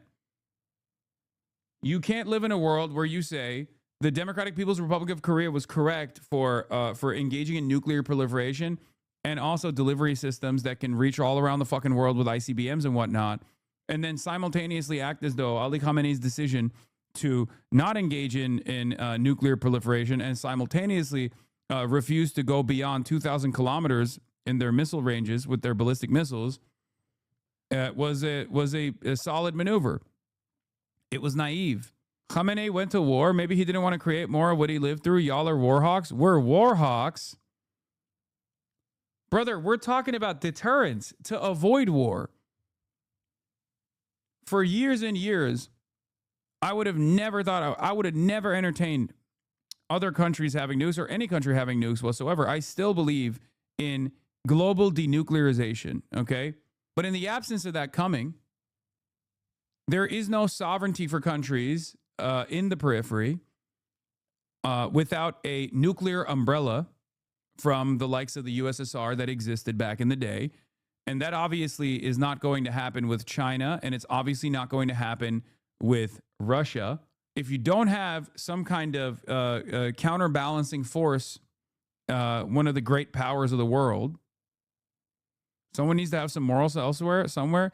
Brother, what the fuck are you talking about? Did you just not hear what I was saying? If Iran had nukes, right now, they wouldn't be getting bombed. If Iran had nukes, the region would not be on fire right now. Do you understand that? You can have this idiotic approach, this silly approach to be like, oh, you want more war. You're a war hawk, but for the opposing side, like a fucking moron. It was a naive calculation that expected his decision to be seen as restraint because he failed to develop actual deterrence. His country has fallen in the war. You can now say with absolute certainty that his decision to oppose nuclear development had the exact opposite of what he hoped. Exactly. I'm sorry. The Western world does not play that way. They do not care about diplomacy. Okay? They care about might is right. They operate on a totally different playing field. They do not have the same moral restraints that you think they have. It's that simple. I would say that, look, same thing goes for Lebanon. Lebanon does not have real sovereignty. Lebanon does not have anti-aircraft systems, for example. Why does Lebanon not have that? Because Western powers do not allow them to have it. Why do Western powers not allow Lebanon to have anti-aircraft systems? Because Israel can institute a no-fly zone over Lebanese airspace at any moment that they choose to do so. They can bomb entire city blocks with impunity. The only deterrence that Lebanon has is Hezbollah for this reason. I would say that, look, Israel is a one-bomb country. One bomb takes them out. And that's why it's so existential to Israel. But we can also see now with this offensive missile shield that Iran had to, in other words, protect the nuclear effort, and what it's doing, the havoc that it's raising out there with Middle Eastern countries. I mean, what they're doing is say Meta places sensitive content warning on your Cuba Instagram story. Wait, really? What the fuck? How is that possible? Why is that the case? I don't see it. Oh, the other one, the other Instagram story. You're talking about the one where it's about on this day, the coup that on this day, on the 10th of March, 1952, Fulgencio Batista led a coup in Cuba, then appointed himself the president. Backed by the U.S. business and wealthy elite, his government killed thousands in anti-communist purges. Senator John F. Kennedy later described his rule. Fulgencio Batista murdered 20,000 Cubans in 7 years, a greater proportion of the Cuban population than the proportion of Americans who died in both world wars, and he turned democratic Cuba into a complete police state, destroying every individual liberty. Yet our aid to his regime and the ineptness of our policies enabled Batista to invoke the name of the United States in support of his reign of terror. Administration spokesman publicly praised Batista, hailed him as a staunch ally and a good friend at a time when Batista was murdering thousands, destroying the last vestiges of freedom, and stealing hundreds of millions of dollars from the Cuban people, and we failed to press for free elections. Batista was eventually overthrown by the revolution in 1959. No, I see a content warning for the story that says I'm going to Cuba. I don't see it. Anyway, this is a technical story with stunning strategic implications. It is quite possible that the U.S. launched a massive war because Jared Kushner and Steve Witkoff lacked the technical expertise to understand what the Iranians were offering in the negotiations. Absolute lunacy. Nuclear experts undercut White House claims about Iran reactor at the heart case for war. I don't believe that. This is why the Omani foreign minister made the unusual decision to go on American TV and explain what the Iranians were offering. He could clearly tell that Kushner and Witkoff didn't even understand it. The fact that Trump said Obama would attack Iran because he lacked the capability to negotiate with them, and then we found out this is hilarious. Yeah, I don't think Witkoff and Kushner are honest actors. The reason why I think this is like political theater is because they didn't make this decision because they're incompetent. They made this decision because they're pro-Israel. Okay? Like any kind of statement like that makes it seem like they were invested in the truth, or they were invested in like not attacking Iran at the behest of Israel. They're not. Would you be an easy target in Cuba for what? What do you mean by that? What the fuck do you mean by that, chatter? Explain. By who? What an odd thing to say. Anyway, do we have a real number on the THAAD batteries that remain? No. May the Lord grant unyielding strength and refuge to our warriors, unbreakable protection to them and our homeland, and total victory over those who seek to harm them. And amen. God bless our troops and this mission. And good morning, everyone, and thank you for being here. I'm here today to continue the updates to the American people and to those in the room on Operation Epic Fury. First, let me start with honoring our fallen. I think it's very funny that eventually one of them is going to accidentally say Epstein Fury or AIPAC Fury, and that is going to be total victory for our propaganda efforts. Kerry said on Saturday and again last night at Dover Air Force Base in Delaware, our nation's leaders honored our returning fallen as they arrived home for their final time. Last week, I shared a few of the names, and today I want to share the rest.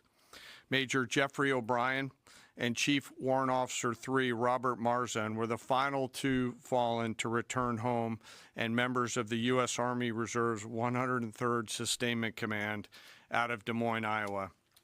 Last night, as the news has been reporting, we honored the return of Staff Sergeant Benjamin Pennington of the U.S. Army's 1st Space Brigade from Fort Carson, Colorado.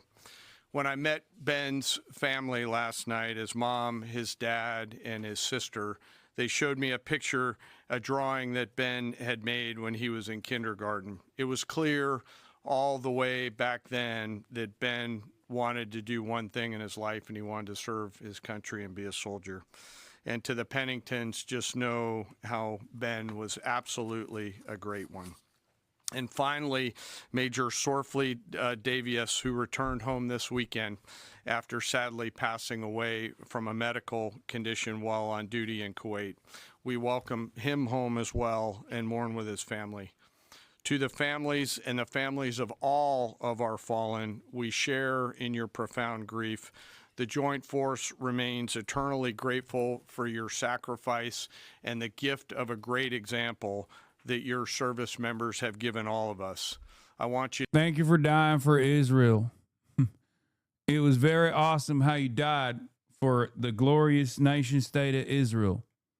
To know that their names will never be. We have achieved zero.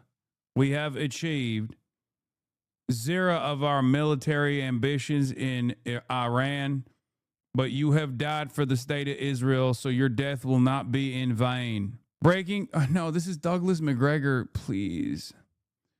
This is another one of those guys, man. This is another one of those guys. They might be right, okay? But they're not basing this fucking analysis off of anything tangible. This is another one of those guys that's just like totally makes shit up half the time. forgotten, and you and your family are part of our joint force family forever. I would trust Blumenthal before I would trust that guy. And at this point, it's just still speculation. Let me talk a little bit about the progress thus far, acknowledging that Admiral Cooper will likely continue to give updates from CENTCOM. As the Secretary said, we're in the 10th, moving into the 11th day of Operation Epic Fury. The Joint Force remains focused on 3 military objectives: continue to destroy Iranian ballistic missiles and drone capability in order to prevent attacks on the U.S. and others throughout the region. And this means attacking launch sites, command and control nodes, stockpiles before they can threaten our personnel, our facilities, and our partners. Second, we continue to strike the Iranian Navy and their capabilities in order to do things like sustain movement through the Straits of Hormuz. Is Blumenthal known to lie? No. I mean, he has insane positions from time to time, but on the issue of Israel is pretty fucking reliable. On the issue of when it comes to Iran, I mean, he's literally gone to Iran, maybe even done a little bit of coverage that might come across like, Iranian government propaganda, if I do say so myself. But like, it's probably similar to like how people say I do Chinese propaganda, but he is like, he's pretty decent when it comes to Israel stuff. He's kind of like, he's almost like Glenn Greenwald that way. A lot of these guys have their like specific issues that they're very solid on. And, and Max Blumenthal is very good on Israel. And third, we continue to start working on. You do Chinese propaganda, though? Yeah, Chinese propaganda like fucking high-speed rail is awesome. I know. Chinese propaganda such as, we shouldn't be doing wars like this. Instead, we should be spending all that money on fucking hardening our infrastructure, offering free healthcare, focusing on the overall common good of the American population, propaganda like that. And going deeper into Iran's military and industrial base in order to prevent the regime from being able to attack Americans, our interests, and our partners for years to come and project power outside their borders. This means servicing production facilities. But did you get paid millions for a China trip? I fucking wish, dude.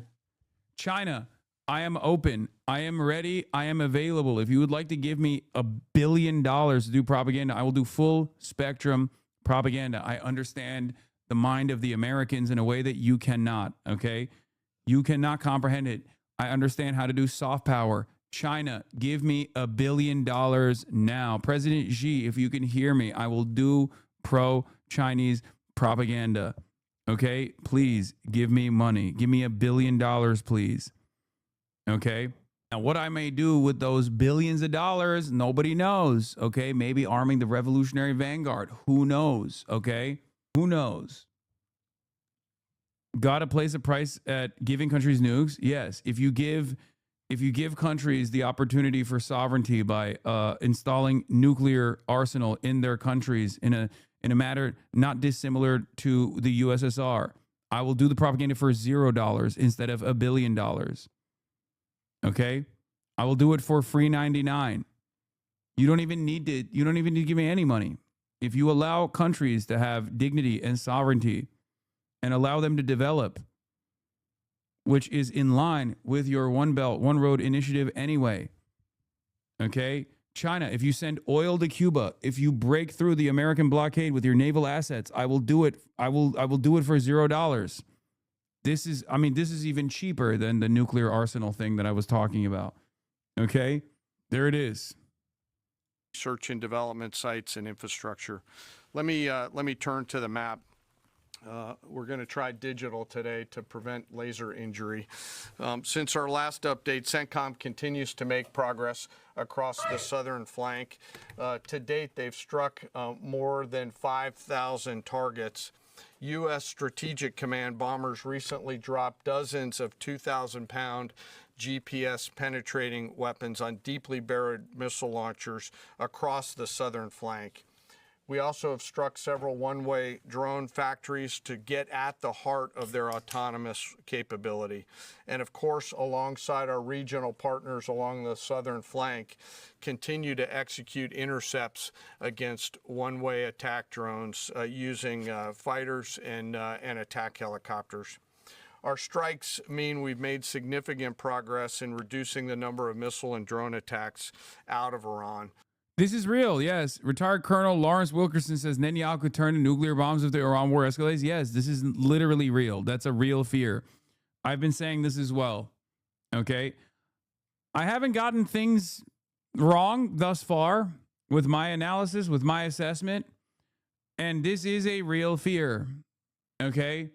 Obviously, the thing that's holding it back is like, I mean, it would open up a totally different world. Like, this is nuclear holocaust territory at that point. Because, like, if one country uses nukes, then all of the nuclear countries have to use nukes.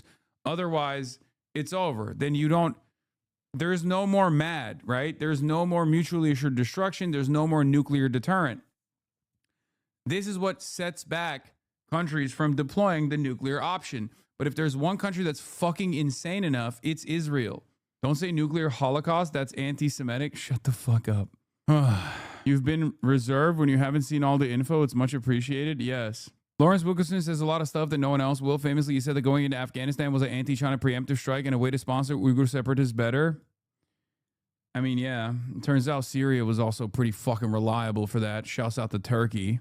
Just trained the fuck out of the Uyghur militants in Syria. Anyway. Oh, speaking of anti-Semitism, Washington Post reports that referring to the U.S. war against Iran as Operation Epic Epstein fail, Operation Epstein Fury is anti-Semitism. The conflict has also sparked a sharp rise in anti-Semitic content, according to research from the ADL, a Jewish civil rights organization, some of it seeking to link Epstein, who is Jewish, to the conflict. Pretty quickly after the conflict began, this conspiratorial rebranding of Operation Epstein Epic Fury, the U.S. military's official name, into Operation Epstein Fury, started circulating on social media platforms, said Oren Segal, the ADL senior vice president of counter-extremism and intelligence. An ADL report found the phrase Epstein Fury was mentioned more than 90,000 times by some 60,000 different accounts on X within the conflict's first 3 days. It's pretty funny that this is the only tool that they got in the fucking tool belt. Okay, they can't do anything. So they're like, this is anti-Semitic. Don't say it, which is only going to cause people to say it more. Yeah. It's also pretty funny to be like, wow, I don't know if you guys know this, but Jeffrey Epstein was Jewish. If I'm the ADL and I don't want to foment more anti-Semitism, I'm probably shying away from connecting Jeffrey Epstein back to Judaism in any way, shape, or form. So that's wonderful that they did that. Operation Epstein's Fury is to remind people that Epstein is Jewish and then demand they stop. Epstein Wars, World War Epstein, Return of the Pedo. Yeah, it's awesome. The dam is breaking. I don't think the Israelis are ready. I don't think the Israelis give a fuck about anti-Semitism in the United States of America. Okay? If they did, they wouldn't behave in the ways that they fucking do. Like, they live in a totally separate reality. One where there is a crack in the dam for sure, especially with like Israel's defenses diminishing. Israelis for the first time ever are having to sit in for the last 10 days, and I've been talking to people in Israel. For the last 10 days, they've been mostly bunkered in, right? They've mostly been in shelters. It's obviously nowhere near as bad as the way that like fucking dumbasses on the timeline are presenting it, where they're like, oh, look at this image of like clearly Beirut. And then they're like, this is actually Israel. That's not the case, right? Or they keep posting over and over again like older imagery from the 12-day war of like successful strikes from the Iranian side. All this stuff is ridiculous, right? But by and large, Israeli society has been disrupted, okay? Israeli society has been disrupted, especially with the cluster munitions that the Iranians are using. Turkish chatters keep asking me if I'm fasting. over and over again. Very clearly, I'm not, you know?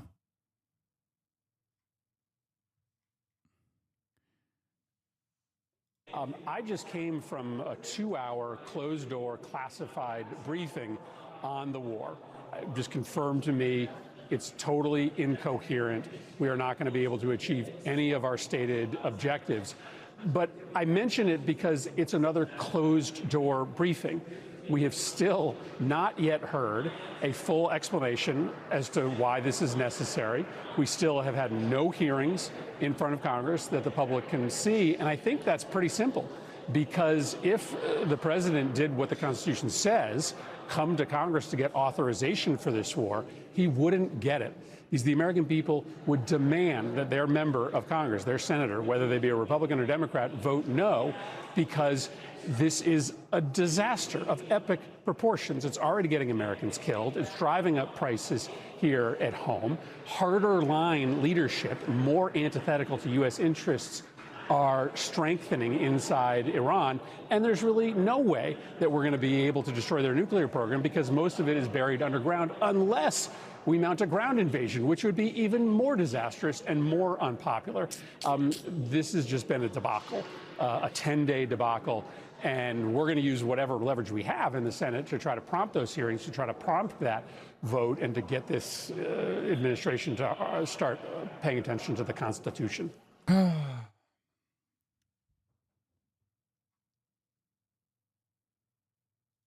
Yeah, I mean, this means that there is no firm commitment to troop deployment, at least.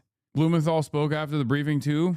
I emerged from this briefing as dissatisfied and angry, frankly, as I have from any past briefing in my 15 years in the Senate. I am left with more questions than answers, especially about the cost of the war. My questions have been unanswered, and I will demand answers because the American people deserve to know.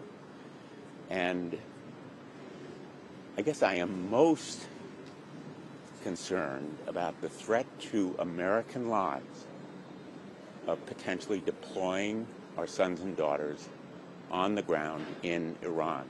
We seem to be on a path toward deploying American troops on the ground in Iran to accomplish any of the potential objectives here. Yes, he looks like Kenneth Copeland, I know.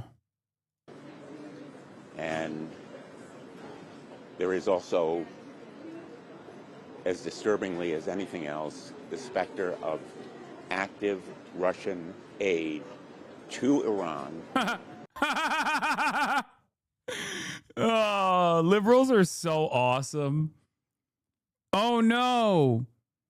Oh no. It's terrifying that Russia is aiding Iran.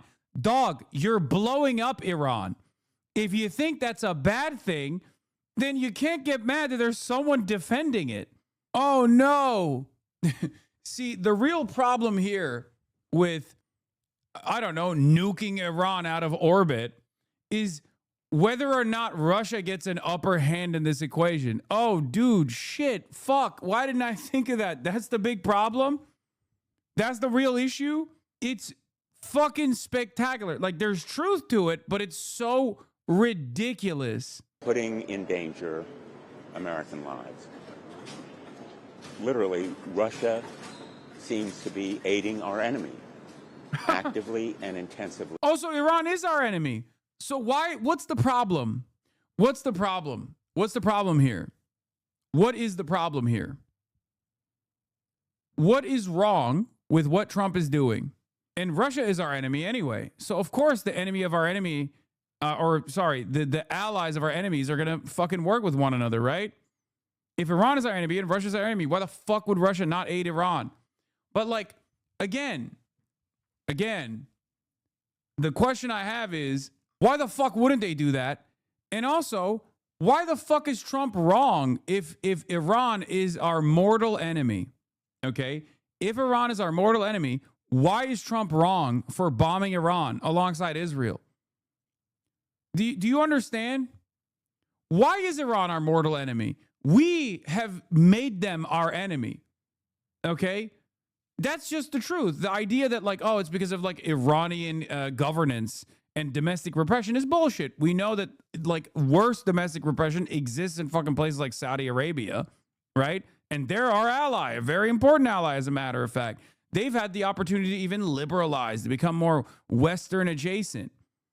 Who's to say Iran wouldn't have a similar opinion and similar interest in you know, sports washing or becoming more open to the Western world? They've always tried to fucking negotiate with us. Why is Iran our enemy? And if Iran is our fucking enemy, why are we not bombing them? Why do you have an issue with bombing them? This doesn't make sense. This doesn't make sense at all. With intelligence. And speaking of groups that literally were our quote unquote enemies, look at Syria. Look at Syria. Jolani literally was an Al-Qaeda leader, and now he is the leader of Syria.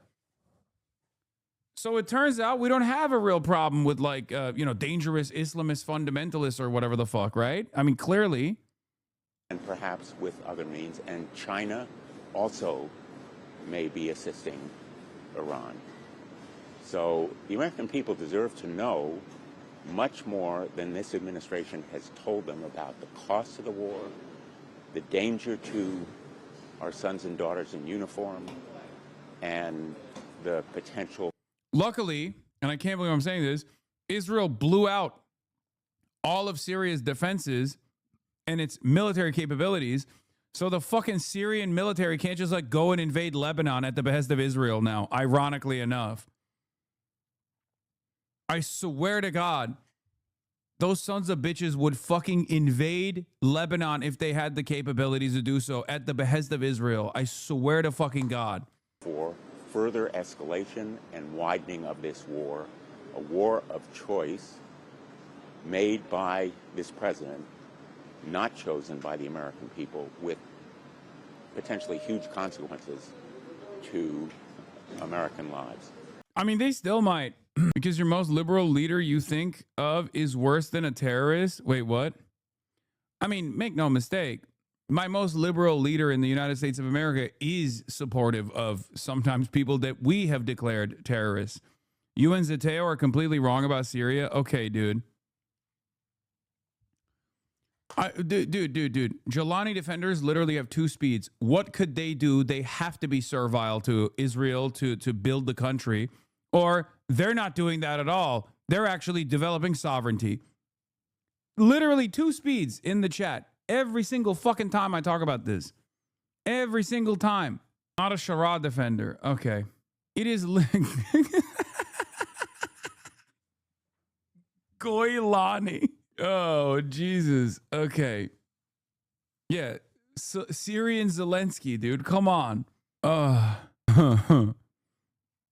Goylani is so stupid. Okay. That's... Jolani is Israel's buffer zone against Shia militias that make it easier to attack Iran. Listen. Jolani is whatever America and Israel want him to be, and sometimes whatever Turkey wants him to be. Okay, that's it. He's not like a real. He's not a real person. He's just a vehicle for Western imperialism in Syria, and it sucks because the alternative is also Assad, who also sucked and was very violent and very repressive. I am not one of those guys who's like, Assad was a champion. He was a fucking lion or whatever. You know what I mean? I'm not like one of those dudes who's like, Assad was obviously an incredibly capable leader. Like, of course not. But let's be fucking real. The goal there was to defang the IRGC and defang Hezbollah, destroy the logistical supply chain between Iran and the Lebanese Hezbollah, Hezbollah in Lebanon.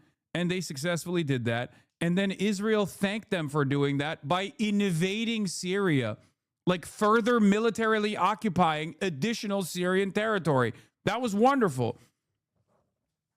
And then it doesn't even matter. It didn't even stop there. They fucking bombed Damascus. Israel literally bombed Damascus. And Goylani was like, thank you, sir. Please. Can I have some more bombs? These are wonderful bombs. We are fans of these bombs. Keep bombing the capital, please. See? Boom. What are they supposed to do? What are they supposed to do?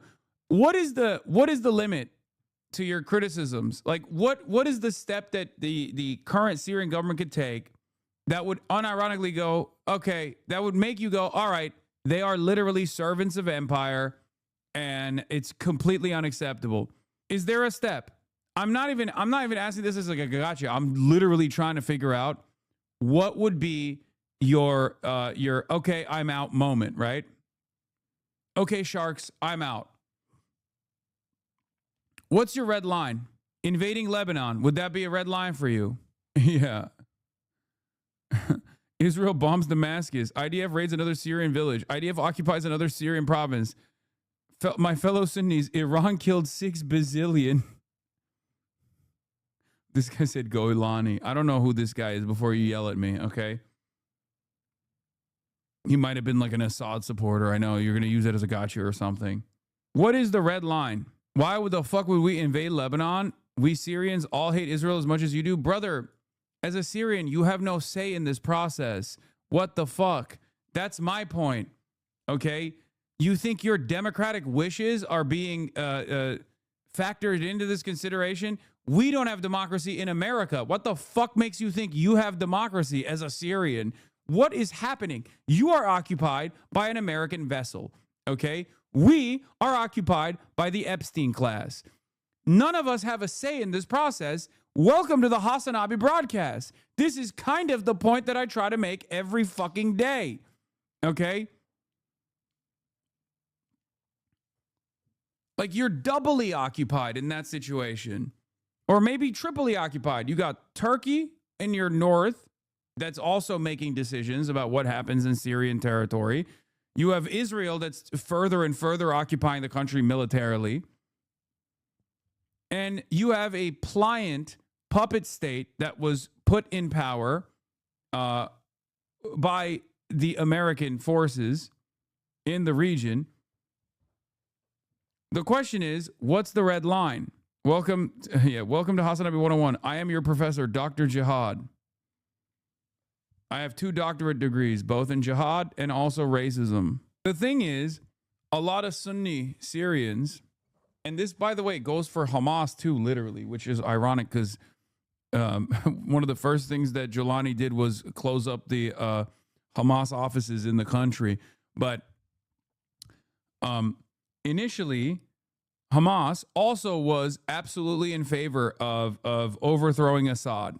Okay, this caused a lot of angst and animosity between Assad and Hamas in general, because there is a little bit of a sectarian tension there, because obviously not all Sunnis in Syria are fucking Salafist militias. They're not all ISIS. There's plenty of fucking, the overwhelming majority of Sunni Syrians are just regular ass people, and Assad was pretty fucking brutal. This is the reason why a lot of Sunni Syrians will say, how dare you, Ahmed Shara or Jolani is actually good for the country. What can we do? There's nothing we can do. Anyway, I don't know how the fuck we got to Syria here. Let's get back to Iran. Ballistic missile attacks continue to trend downward, 90% from where they've started, and one-way attack drones have decreased 83%. Dem Socia, I drank the Jelani Kool-Aid and argued with you about it when he first took over and thought he would be someone who can push back against Israel and the U.S., but he's no different than Egypt's leadership, if not worse, given the fact that Israel has taken over parts of Syria since he took over. Yes. I want Syrians to have sovereignty and dignity, just like I want Iranians to have sovereignty and dignity. My point is always the fucking same for all people, okay? You are literally an Iranian and Assad dick sucker. Shut the fuck up. Turkey is an American vessel. Shut the fuck up about Syria. Quit yapping about something you don't know what you're talking about. How's the northern corridor for you guys? Do you like that? How's southern Syria? Do you like that? Or additional Israel? Do you enjoy that? Is that good for you, you think? How's that working out? Solid? I'm against such initiatives against Syria, for the record. I know Turkey is an American vessel, dumbass. Who the fuck helped the HTS forces initially? Turkey did. What the fuck are you talking about? That's part of my criticism. Since the beginning of the operation. a testament to our air defenders and our air defense systems. And as I said, our partners in the region continue to do great work as well. Second, we're making substantial progress towards destroying the Navy. In the first 10 days of the conflict, we're more than 50 Iranian naval ships into the campaign using a combination of artillery, fighters, bombers, and sea-launched missiles. As Admiral Cooper noted last Thursday, we struck and sank an Iranian drone carrier ship, and U.S. CENTCOM continues today to hunt and strike mine-laying vessels and mine storage facilities. This work will continue. Third, we've again... Syria, under the leadership of Ahmed al-Sharaa, also known as Jolani, condemns Iran, not the U.S. and Israel, over the regional escalation, denouncing Tehran's retaliation against U.S. bases while ignoring U.S.-Israeli strikes. Foreign Minister Asad al-Shaibani conveyed messages of solidarity to Saudi and Emirati officials. I mean, that's not surprising. Against our objectives, we've begun to target Iran's military and industrial complex, again, focusing on centers of gravity to get upstream of the shooters out in the field in order to deny them the ability to continue to generate those one-way attack drones. Let me spend a minute talking about the joint force. Across the area of responsibility, this is gritty and tireless work, and I cannot begin to explain how incredibly proud. It's so funny that chatters will come in here and like literally nod along when I talk about like the vassal states, right? Like and you know how America just fucking dominates like the Europeans, like they're a goddamn colony, and they're like, yeah, you're right. And then as soon as I talk about their country, okay, they go, whoa. What are we supposed to do? Okay, what is fucking France supposed to do? What's Germany supposed to do? What's any country supposed to do? You know what I mean? Like who? If America is this fucking this hegemonic superpower that is dominating every fucking country, then yeah, what's any country supposed to do? You can't fight back. The problem is if all of these countries were united and had a little bit of backbone, and room for maneuverability, especially now when there is an alternative power out there with China, they could actually carve out a little bit of sovereignty and dignity for themselves. That's my argument. Okay? Comparing nuclear power, France to Syria with 10 GDP per capita? No. My point is, it's okay. What about Iran? What are you talking about? Is Iran a nuclear power? No. Iran has been fucking crippled and sanctioned into oblivion. They're fighting back. But this is obvious. He would get lynched if he gave sympathy to Iran, just like how Ayatollah wouldn't be supreme leader if they projected any animosity towards Sunni belief, etc. I am of the extraordinary courage, tenacity, and grit and professionalism. What are the Syrians supposed to do? Oh, dude, easy answer. Demand fucking democratic elections. In the joint force. Last time. Is that not what was supposed to be done initially? Wasn't Jolani supposed to be an interim leader to set up elections? Do a democratic election. Are you tripping? He is the interim leader. Oh. Okay, remind me in 5 fucking years when he's still the interim leader. I had a chance to talk about the Army's incredible logisticians who are out there sustaining the fight. Today, I want to highlight a few groups of sailors. Like, even fake or not, even Assad still had like fucking fake elections. You know what I mean? Like, you have the systems in place. First, I want to thank the men and women of the Ford Carrier Strike Group and their families, and let all of them know how grateful I am for their leadership and service. The crews on board this strike group have already been endured months at sea only to get their deployment extended. These exceptional Americans, rogered up, all supported by their families, continue to stand the watch, taking the fight to the enemy over and over again, night after night. Aboard ships like the USS Ford. Okay, I'm bored.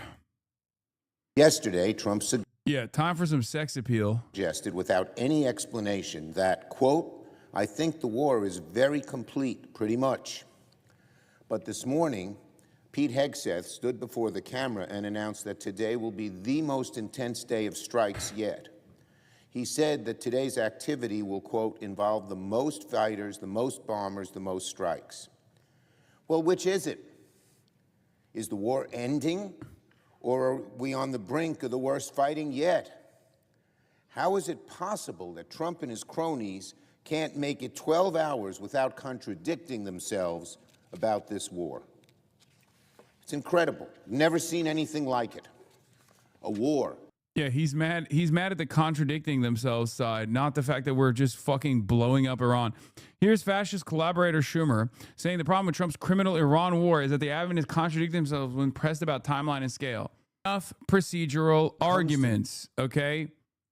Like this gave the game away. Chuck Schumer's only response to Donald Trump before the 12-day war was that he might chicken out of bombing Iran. When it comes to negotiating with the terrorist government of Iran, Trump's all over the lot. One day he sounds tough, the next day he's backing off. And now, all of a sudden, we find out that Witkoff and Rubio are negotiating a secret side deal with Iran. What kind of bull is this? They're going to sound tough in public and then have a side deal that lets Iran get away with everything? That's outrageous. We need to make that side deal public. Any side deal should be before Congress and, most importantly, the American people. If Taco Trump is already folding, the American public should know about it.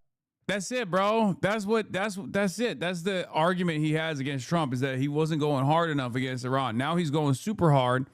He's like, oh, well, he's going super hard just like I wanted him to. However, you know, why are you giving us wishy-washy answers on what you might do next? We want to know. Boots on the ground now. Serious, putting our soldiers in harm's way, costing billions which should be spent on reducing our costs here overseas. And they don't even have a rationale. They keep contradicting each other and contradicting themselves. Yesterday, President Trump was also asked whether the war is, quote, very complete, as he said, or is it just at the beginning, as Hegseth says? Well, do you care to guess the president's answer? You have said that Iran should not have nuclear weapons, no way, no how, and you have said that we should look at our relationship with Israel. Yeah. How do you reconcile those, or how do you put those together? It's more on the conditional as it relates to funding. I already played this because Democratic Majority for Israel released this before it was even released by C-SPAN to praise Gavin Newsom backing away from saying Israel's an apartheid state. I talked about it tonight in terms of my relationship to Israel. I was there right after the 7th. I visited not only the president, but Bibi after the terror. Hi, Hassan. I'm late to the stream. Have you talked about the Iran's women's soccer team escaping and getting asylum in Australia? Yeah, 30 women were offered unconditional asylum. Only 5 of them took it. Bro, if I had a Turkish passport and Australia offered me asylum, I would take it. Okay? Or 7 now. All right. That's crazy. That's crazy. And Turkey is nowhere near as repressive a government as Iran is. I'm an American. And if China offered me asylum, I would take it. Attack, met with those survivors, those victims of that horrific night. I also came as the only governor, I think, in the country with a field hospital that we had packed up for the Israelis. I visited there. I love the state of Israel. I just don't like the state of play with the current administration, Bibi. I can love Israel, but I'm not a supporter of Bibi. I'm not supporting. Make no mistake, by the way, this doesn't mean that, like, the situation in Iran when it's not being fucking bombed by Israel is great. I'm just saying that it's not, indicative of anything that you think it is. Of the direction he's going. It's pure propaganda from Western nations to be like, oh, see, these people are desperately escaping. They're desperately escaping Iran. It's like, yeah, well, they're also fucking probably not trying to get bombed into oblivion by Israel, you know? During wartime, I would honest to God jail the entire bloodlines of these people. Who the fuck does that to their country during war, regardless of the country's pathetic behavior? I mean, that's a little aggressive. You know, sometimes it's not bad to save your skin. Annexation of the West Bank. And I think there is a point, and Tom Friedman and others have written about this, if that's the direction he's going to take us, I think as an American citizen, is that the direction that we embrace and we want to celebrate with our tax dollars. I'm going to have their back, but I think there has to be. I mean, Donald Trump is conditioning aid for fire victims and recovery. I mean, you would think we're going to use our resources overseas. It's so fucking humiliating, dude. Have some goddamn backbone. Jesus Christ. It's mind-boggling that he just can't even stand on, like, he has no understanding of the situation at all. He just repeated something that he heard was popular. Okay? He didn't do any reading. He didn't internalize what, like, apartheid means. And of course, for that reason, as soon as, like, the boss call is made, which happened already, right? As I covered before, because I've covered this speech already. When the boss call was made, he had to turn around and immediately be like, oh, well, I love Israel. Israel is my favorite country. And I went to Israel right after October 7th. No other governor did such a thing. I just think that Benjamin Netanyahu's current war is not the best and blah, blah, blah, and all this shit. Like, he had to back away from it because he is too afraid to, one, learn the truth, too lazy to learn the truth, most likely, and too afraid to lead on this, which is ironic because you're not even leading because the population is on your side. It's that simple. We would have policies that may support, I believe, two-state solution that wouldn't necessarily support. Yeah, immediately DMFI, Democratic Majority for Israel, came out and was like, yeah, that's right. That's right. You support a two-state. Shut the fuck up. Shut your bitch ass up. The kind of promotion and policies that Bibi and the hardliners are currently promoting. So, yeah, I'm happy the Supreme Leader's dead. Good riddance. I understand deeply there's no larger Iranian diaspora than the state of California why people are celebrating in the streets. The tyrannical reign of 37 years for the particular Supreme Leader, 47 overall. But this war. There is no free press in Iran, so I take CNN's coverage with a grain of salt. There's no free press in Israel either. Okay. Oh, God. Free press is utterly meaningless. What do you mean you take the... You don't trust CNN any longer? Like, what the fuck? This is CNN, by the way. You know? CNN, I tweeted about this earlier, I think. But I was thinking about this. On the one hand, CNN has some of the best coverage from Iran because they have an actual journalist on the ground in Iran. And they also have some of the worst coverage on Iran. One moment, they're like literally interviewing high-ranking Iranian military officials, interviewing regular Iranian people, right? I said CNN is so wild because on the one hand, they have the best Western on-the-ground coverage in Iran, and then on the commentary side, they will just have an Israeli agent come on and demand we bomb Iran harder for 20 minutes. And this is, of course, what I'm referencing. Jake Tapper literally had Emily Schrader on. Emily Schrader is straight up an agent for Israel, okay? Like, straight up paid for agent of the state of Israel. Living in Israel and has a show on the Adelson-funded Jewish News Syndicate. And Jake Tapper's like, let's hear what your take is on Iran, Emily, bombing you've been talking Iran. to Iranians on the ground about the strikes and about Iranian leadership going forward. How do the Iranians you're talking to, how do they see the future unfolding in Iran? Of course, there's a lot of uncertainty and there's a lot of problems with the internet still being shut off, although there is some limited use with Starlink and limited other options. But by and large, the responses from Iranians that I've spoken to has been overwhelmingly in favor of the United States and Israeli action on the ground. They're very happy that That's just perfect balance, getting both sides, though. No, both sides. One side is literally hearing the Iranian population. The other side is hearing a random Israeli agent. that regime targets, many of them, the centers of suppression of the Iranian people. Many of these besieged IRGC bases and forces are, in fact, being targeted. So they're happy about that. The main complaint that I'm hearing right now on the ground is that they're personally witnessing IRGC troops moving into schools and mosques. I've received a plethora. Oh my God, bro, literally, they're literally targeting schools and mosques. This is Israel calling the shot ahead of time. Before the war, they had a CNN journalist in Iran covering the aftermath, and he was like, yeah, everything's calm and good. That's what I mean. It's heavily monitored. No, that was during. That was during the bombing campaigns. And yes, that wasn't fucking propaganda. That was just an accurate reflection of what he was seeing. Jesus. Also, the reason why I tuned into CNN after you said, oh, I don't trust CNN's reporting because they are doing regime propaganda is, yeah, they are doing regime propaganda. They're doing propaganda for a theocratic regime. Except it's not the Islamic Republic. It's fucking Israel. And this is the worst, most dangerous type of propaganda. When an Israeli agent says, oh, the IRGC is moving its troops into mosques and schools, why do you think they're saying that?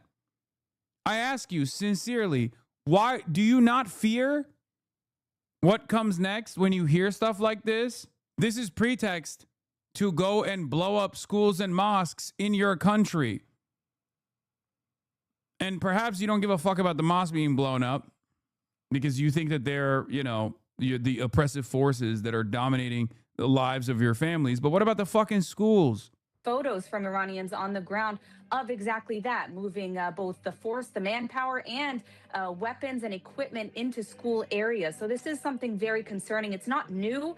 It is a tactic of the Islamic regime and their proxy forces, but it's definitely concerning for the future. And of course, there is some questioning about what President Trump does intend for the leadership. The united call from the Iranian people on the ground is that they want the... Yeah, Jake Tapper literally retweeted a post that was calling Ryan Grim a terrorist, by the way, doing terrorist propaganda. Drop Site News is doing terrorist propaganda. So if you wonder where Jake Tapper's opinion is on this issue, it's very obvious. It's not an accident that he has an Israeli agent on television. Yeah, Mossad Television, CNN, another, this is pre-Ellison takeover, by the way. Crown Prince Reza Pahlavi. I'm telling you right now, the reason why he's doing this is because he knows the Ellison takeover is imminent, and when that happens, he wants to get elevated. He wants to boost his profile. He already leans into this stuff anyway. He already is a massive Zionist anyway. But he's basically showing oh, I'm a willing servant. Don't worry. Does intend for the leadership. The united call from the Iranian people on the ground is that they want the Crown Prince Reza Pahlavi to lead a transition. Yeah, Iranians on the ground want Reza Pahlavi.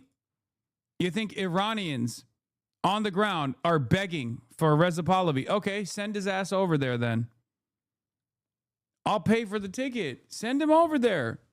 If he has the popular mobilization ready to go, send his ass over there. Let's see what happens. Even Trump is like, bro, this dude has no fucking real motion. What the fuck are you guys talking about? He already hit the Maria Machado line on Reza Pahlavi. Send him over. Go ahead. See what the fuck happens. Government. After that, go to a national referendum. Well, they will choose the system of government, but it's not clear yet where Trump stands on that issue. And we heard it in his press conference as well. He prefers someone inside. The problem is it isn't Venezuela. It's not the same system. And you have to deconstruct that system, the IRGC, in order to have genuine change and stability. She literally works for the 8200 unit. Yeah. Emily Schrader says, openly, she works with Israeli spy agencies, and undercover Israeli agents are operating in Iran. CNN identifies her simply as the founder of the Israel-Iran alliance. Big announcement. As Iran approaches 2 weeks of complete communications blackout, it doesn't have to remain this way. I'm thrilled to announce I am part of a historic, highly confidential alliance of Israeli tech veterans, 8200 alumni, and Iranian underground operatives. Together, we're building the digital and financial infrastructure for a G7 nation before the regime falls, starting with two stealth ventures that simultaneously sever dictatorship's two main chokeholds, connectivity and capital. Now we want you to be involved. If you're an angel investor who wants to take part in this opportunity, fill out this form. Where you at, Samira? Where you at? That's who Jake Tapper thinks is a wonderful voice to communicate the fucking desires of the regular Iranian folks. Do you think she is a little bit biased, maybe? Yeah, he retweeted AG Hamilton. On the left is a 10-7 Nova survivor, Yuval Sharvit, who lost her husband that day, describing the rape she witnessed. On the right is Ryan Grim's terror propaganda and fake news site, denying that there were any rapes on October 7. Jake Tapper reposted this. Here's Ryan Grim's response. I don't know why, but Jake Tapper has never corrected his now demonstrably false reporting on 10-7 sexual violence. Instead, he's out here sharing a ludicrous post that calls drop site terror propaganda and a fake news site denying that there were any rapes on 10-7. First of all, we don't say there were definitively zero. We say there's no credible evidence of any. Not a single independent investigation has turned up a single instance. If one eventually does, we will of course report it. Tapper himself led the charge on some of the worst reporting in a generation reporting that was used to launch a genocide before falling apart under scrutiny. Tapper, for instance, gave prominent voice to a first responder who claimed to have seen 2 sexual assaults in Kibbutz Be'eri. Those high-profile allegations, as we reported at Dropsite News, have since been conclusively shown to have been false, and even the Israeli government and the New York Times have retracted them. But Tapper has never corrected his piece or even addressed it. It's fundamental to journalism that if we make a mistake, we correct the record transparently. He refuses to do so, and once Barry Weiss is his boss, if the Gulf countries don't back out of that deal, he won't ever have to. He also heavily relied in his influential 2023 report on Shari Mendez, a volunteer at a morgue who infamously fabricated a horrifying crime saying a baby was cut out of a pregnant woman and beheaded, and then the mother was beheaded. There is no dispute. That did not happen. She also made all manner of lurid claims to Tapper and others that were shown to be false later. He has never addressed this. The case he's citing here below has no corroboration and on the face of it stretches credulity. Tapper is sharing a post from a witness who claims several militants pulled a woman out of a car and the terrorists sounded like they were drinking cocktail at the beach. When they were finished, they fired an RPG at her car and burned her. So according to Tapper here, the victim was put back in a car. After that, they fired an RPG at the car and burned it. Think about that. It's utterly preposterous. They fired an RPG at a woman in a car at point blank range. Wouldn't that also blow them up too? And they did all this with IDF helicopters bearing down on them. It's an impossibly absurd scenario. But the Tapper, it's conclusive proof. Tapper finds that not just credible, but credible enough to call another news outlet fake news and terror propaganda. It's one thing for Jake to never correct his now debunked reporting. It's another entirely to call us terror propaganda merely for honestly reporting on these claims.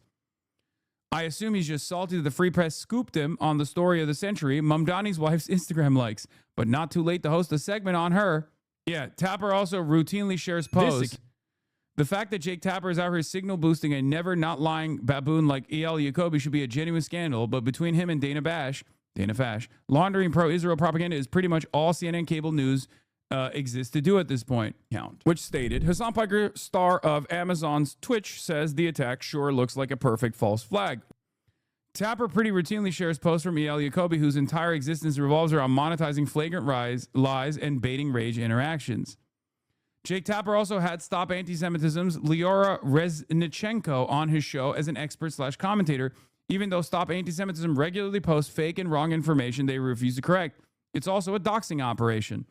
It's insane. No one with 3.5 fucking brain cells, regardless of how much they love Israel, would ever take Stop Anti-Semitism seriously.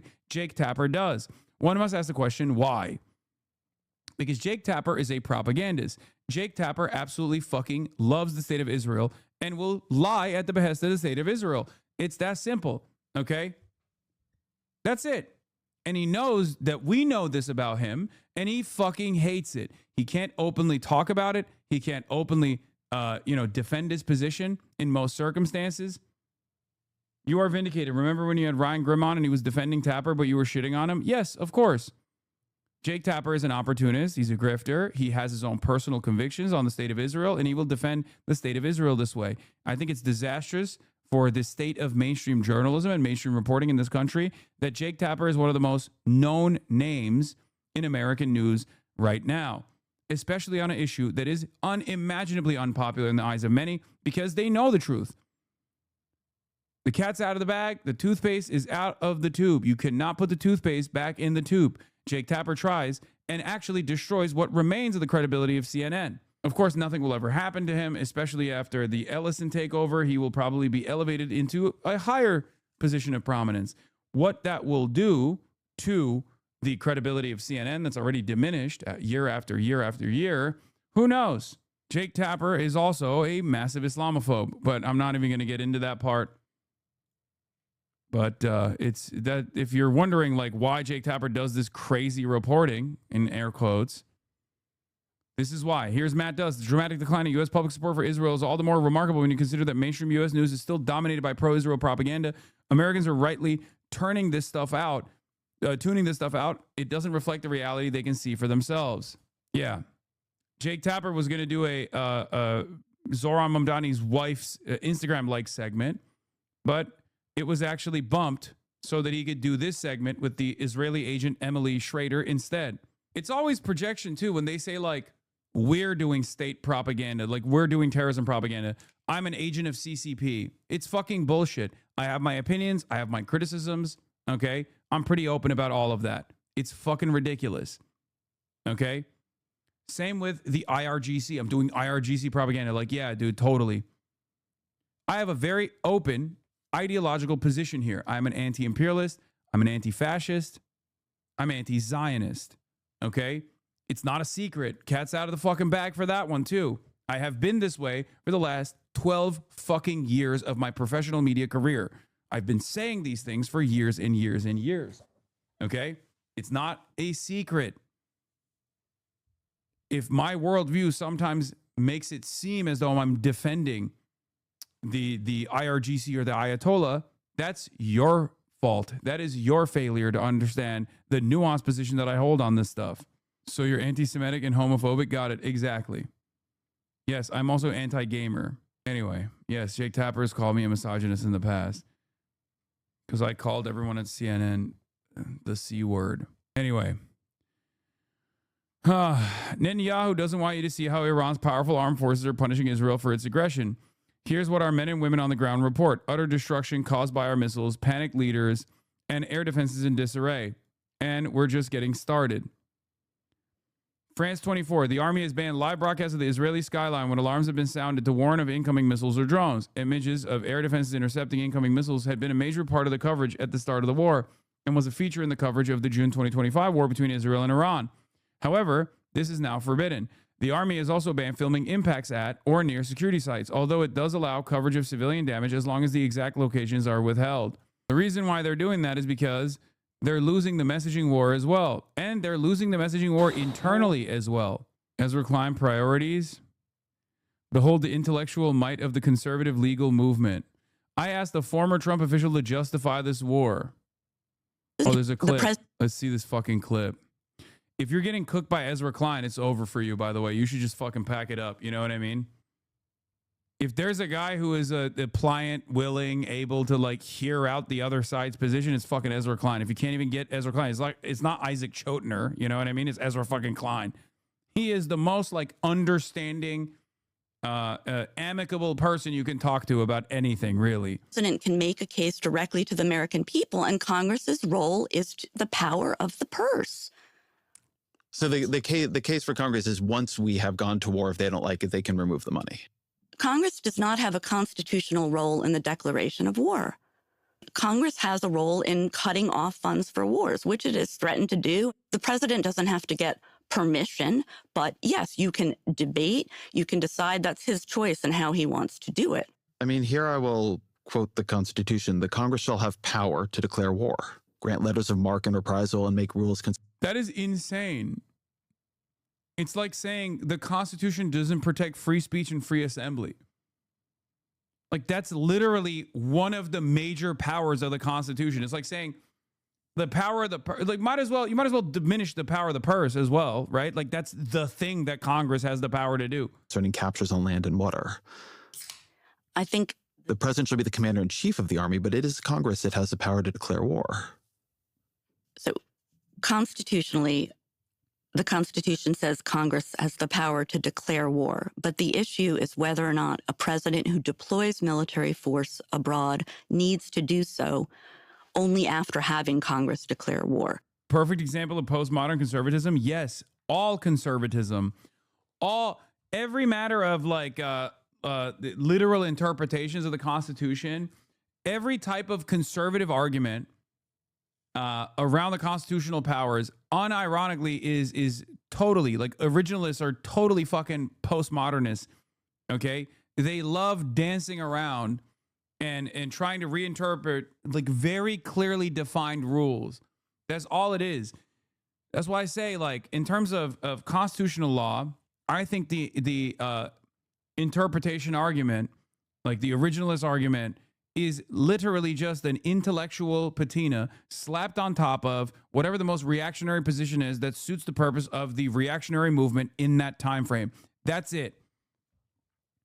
They just want to be able to make it seem like there's an intellectual argument so they can still fucking go to the same cocktail parties while simultaneously being outward fascists. That's all it is. No, bro. What?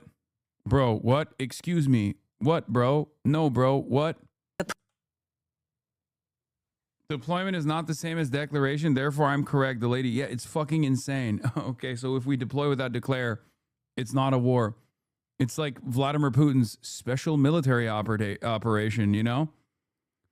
The argument that supposed constitutional conservatives would have you believe is that declaring war is basically an act that has nothing to do with sending federal government military forces to go fight other countries' armies in battle, but rather some undefined other thing. It's so fucking stupid. It's just, it's all a semantics game for these fucking clowns. It doesn't matter. It's not even a real conversation. It's like having to deal with anti-Semites, okay? What's that famous Sartre quote where it's like an anti-Semite knows they're lying. When you engage an anti-Semite, they know they're fucking lying. It's the very act of you engaging with them is why they're doing it. You know what I mean? It's just to have breathing room for their lies. That's the whole point. And this is precisely what the same method is. It's just basically moving the conversation and occupying space, like just having some space to say those words out loud. You know that you have no you have no room. You have no real legal argument. Yeah, you're the only one that needs words. The anti-Semite gets to play. It's exactly the same thing. Yeah. It's the same shit. It's the same shit. You know that your opposition is lying. Like, you know that you have no legal argument whatsoever, but you just play that role anyway. You're like, yeah, well, here's why it's different. You're just wasting time. It's not really a war until boots are on the ground, unfortunately. Sorry, not sorry. Them's the facts. Yeah, that's bullshit. And that's a total and utter cope.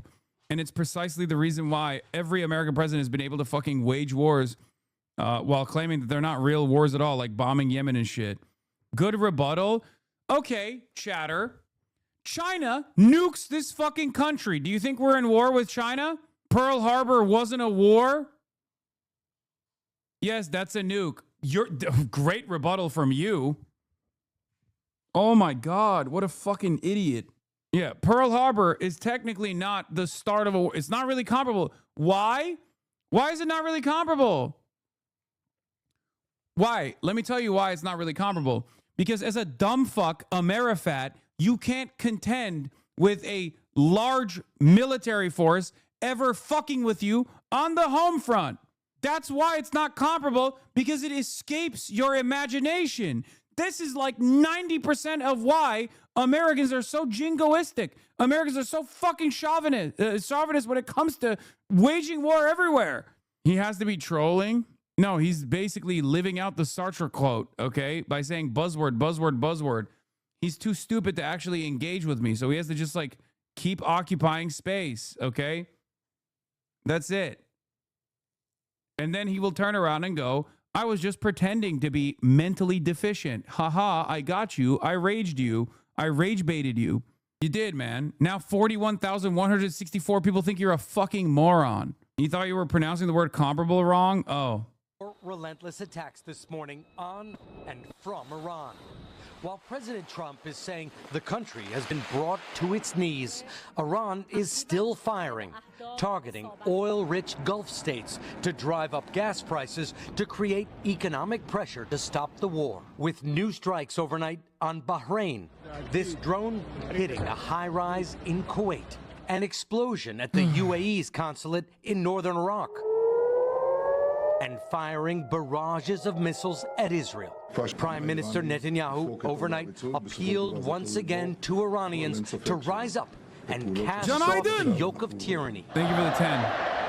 But so far in Iran, the only people allowed to rally in the streets are government supporters celebrating the selection of Ayatollah Mojtaba Khamenei as the new supreme leader, replacing his father. Why would Iran stop when they profit US from the high oil price? What are you fucking talking about? You think it's great that the Strait of Hormuz is closed and they're getting bombed into fucking oblivion right now?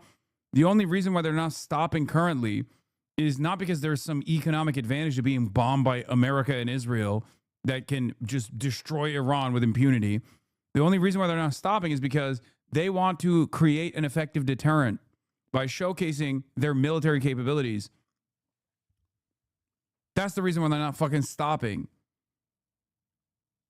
they have realized after years and years of trying to negotiate with the fucking Americans that the only way to stop them is military deterrence, something that we all knew already, something that I have said over and over again throughout the entire genocide in Gaza. If you recall my coverage at the time, I kept repeating that there was a red line that was declared by the Axis of Resistance.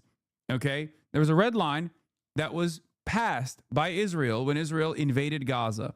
Okay? Iran let that slide.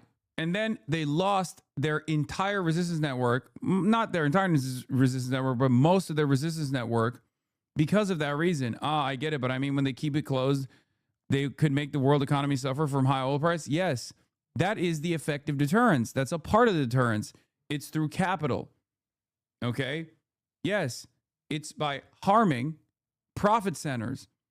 That's the only thing that a lot of these Western leaders care about, being servants of capital. So Iran's goal here is to use capitalism against them. They understand that reality. They're willing to eat the fucking price for the time being. They're clearly suffering economically as well, because then they can't actually send their oil tankers through either. But they're willing to incur that cost as long as they can set up a military deterrence. Why? Because if they can set up a military deterrence, they can survive. They can avoid complete collapse of the state. This is why I have said over and over again, once America and Israel bombed Iran, it was over. There's no more talk about like the Iranian, the IRGC's like repression amongst the population and the ways in which they've like dealt with protesters in the past, like very violently. None of that fucking matters, because the only thing that the Iranian population could hope for is that Iran holds through. The current government as it stands, the repressive government as it stands, holds through. Okay? That's it. The goal here, the hope here for the Iranian population is that the IRGC is capable of setting a significant military deterrence, so significant that America has to cut Israel out of the deal. Okay? Cut Israel out of the fucking deal and then directly deal with Iran and say, all right, we're pulling out. We're de-escalating. In Israel on the first day of the war, no signs of the anti-government uprising President Trump has also called for. But outside the country, the Iranian... Like, this is the worst type of, like, you're so desperate to lean into propaganda where you're like, oh, well, 7 out of like the 30 Iranian 30 in the soccer team was able to take like a refugee status from Australia. It's just like, this is the best propaganda you got. You're fucked. The women's soccer team caught the world's attention by refusing to sing Iran's national anthem at a match in Australia. Iranian state TV branded them traitors. On the team bus, they were seen flashing the universal sign for help. Crowds chanting, "Save our girls." Australia granted asylum to 5 team members who escaped. Others are returning to Iran, worried their families could face repercussions. And this morning... Bro, we do this with North Korea too, by the way. It's the same shit with like DPRK. It's always the same. And then we're like, oh, well, their family members are going to get fucking killed. Supporters tried to stop them from reaching the airport. But in Lebanon, no help is being offered. Only more attacks that continue to escalate. Israel and Hezbollah are trading fire, killing hundreds so far and displacing 500,000 people, nearly 10% of the country's population. Iran's attorney general this morning said that the returning members of Iran's women's soccer team have nothing. I'm sorry, doing this when your capital's being bombed is insane. I have zero sympathy for those traitors. Really? What you want them to go and fucking die under American and Israeli bombs? Get the fuck out of here. You've never had to sacrifice anything in your life. You have no understanding of how this shit works. There could be a million different reasons as to why they took that decision. But the most obvious one would be to not die under American and Israeli bombs, for example. Okay? It's crazy. Come on, guys. Nothing to worry about, that the government understands the circumstances and that they will be welcomed home. Hoda? All right, Richard Engelforce there in Tel Aviv. Richard, thank you. Hey, thanks for watching. And don't forget, you can catch the Today Show every morning on NBC or take Today when you're on the A war that spread to multiple countries, thousands of targets hit, but now the focus is on one tiny 24-mile stretch of water, the Strait of Hormuz, and the giant implications it has for the global economy. What the fuck? Iran is saying, expel Israeli American ambassadors, you can use the straits. Donald Trump says that ships should just show a bit of guts and go through it. I love that. I love that Trump's position. I love that Trump's fucking position here is just die. He's like he's telling the oil tanker, the tankers to just like eat some bullets. Why? So I don't look bad. Insanity. Well, we've been charting the ships that have been doing just that, the surprising tactics they're using and who Iran is letting through. Before the war, this was a super highway for cargo and oil tankers. Mein Führer, Iran has almost 10,000 naval mines. There are over 100,000 ships in the global merchant fleet. If we send ships through the strait at a steady pace, it will clear eventually.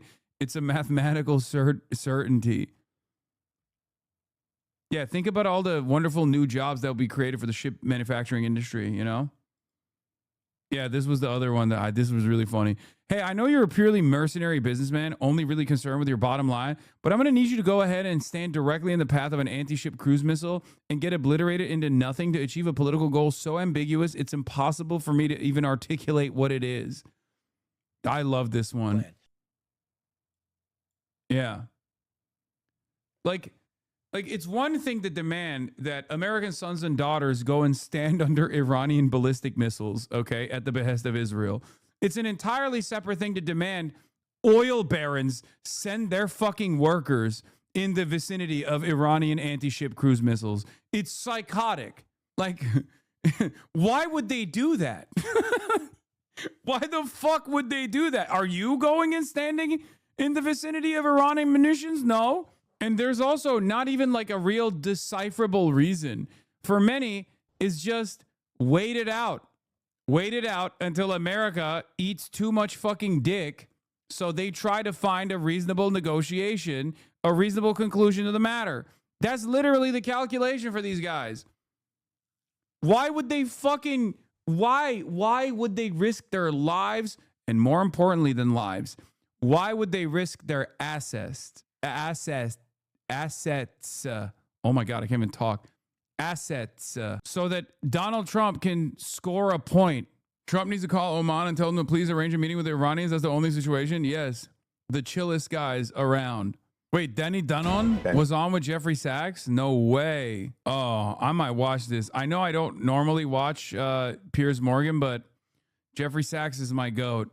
On Uncensored, but particularly after the last week or so. Just first of all, your overview about this war, which nobody wants to call a war, and where we are 9-10 days into it. It's a war, and thousands are being killed. Israel and the United States are carpet bombing Tehran, and there's lots of death.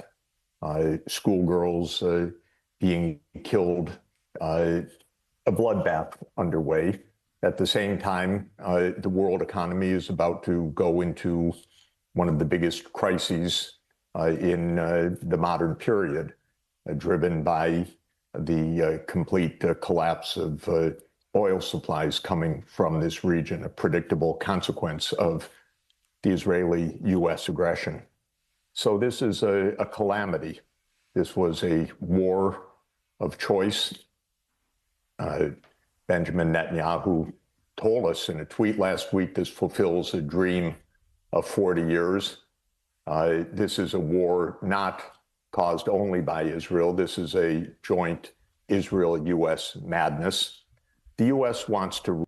I've reached out to Jeffrey Sachs to have him on the broadcast, by the way, for those of you who are wondering. Rule the world, and Israel wants to rule its region, the Middle East, and they partner together. So it's not really right to say that Israel determined this or the U.S. determined this. This is a partnership. It was interesting that you had Tony Blinken on just a moment ago. he partnered in the genocide in Gaza. It was the same with his administration, a U.S.-Israel partnership that goes back decades. Is his love for Sachs real, or is he memeing? I think he's great. You know, his past crimes against humanity, asset stripping the USSR aside, and demonstrating one of the most vulturous aspects of vulture capital. He is his like current. Yes, he is the neoliberal shock therapy post USSR guy. Yes, but his current analysis is so fucking reliable. All right. It has created a disaster around the Middle East. I believe he's also straight up apologized for it and talked about it and talked about what his ambitions were in the process. I mean, maybe it's a little bit ass covering, but like, you know, it doesn't matter what he has done. You really need to watch his hour-long take on the USSR. He seemed like he was played from his POV and didn't accept that the US was exploiting the USSR. You need to stop saying who are you reaching out to. Schizos will inundate their correspondence with harassment. Yeah, but Jeffrey Sachs is smart enough not to fucking eat that bait. Absolute. He goes on like Tucker Carlson and shit. Dude. Come Disaster on. from Libya to Iran, with many countries desolate and destroyed in between. And it now will create a disaster. You're not for wrong, the though. whole People do that world. all the time. That's what they did with like John Kiriakou as well. I know you're going to have Ambassador Danny Dunn on after me. He represents, in my view, a government that is doing more damage to the world and to humanity than any other government. He doesn't like my saying that, but that is actually the point, together with his partner, the United States. Both of them are rogue nations led by megalomaniacs, creating havoc for the world completely unnecessarily. Well, you actually confronted Danny Danon at the UN. Let's take a look. You are doing terror. You are doing terror propaganda. You are doing children's drawings of terror. Israel number one. Israel number one. Ah, fuck you, Jeffrey Sachs. I can't say your last name. Jeffrey Sachs. Suicide. You're welcome. No, it's suicide. You can fly there if you want. Yes. Well, it was an extraordinary encounter. What were you actually saying to him? I was saying that Israel is committing suicide because it is destroying any remnant of sympathy or empathy in the United States and all over the world. So I said that suicide was tragic. We have polls, Pierce, that show that for decades, U.S. sympathy ran 60 to 70% for Israel, 15% for Palestine. Now they run 41% for Palestine, 36% for Israel. In other words, the American public is on the side of Palestine, and that's going to grow dramatically. What's going to happen, whether Mr. Danon or his colleagues like it or not, the world is going into a profound economic crisis in the coming weeks and months, and this is Israel's choice. Israel set this off together with the United States. The world will pay a fearsome price for this delusion, and Oh my God. Yes, dude. Yes, he did shock doctrine. Jesus Christ. Let it go, man. Let it go. Let it go. What do you want? Is his current analysis right or not? Okay. Jesus fucking Christ. Like, you're getting mad at him like you were there. Okay. You were getting mad at him like you have, like, be fucking normal. Let it go when it fits you. Yeah, because clearly it's not indicative of his current analysis. God damn. People will know where this came from. It's very, very sad.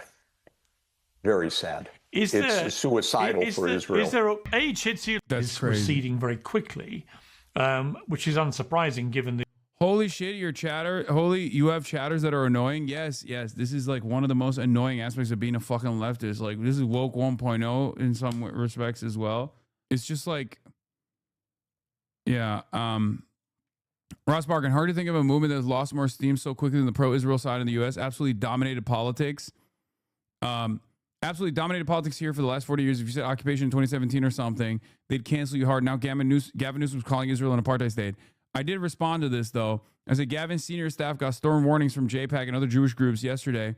And yesterday, DMFI released a statement commending Gav's new statement about critiquing the current government while reaffirming his commitment to Israel. They lost the public, but still successfully whipped politicians, which is still true.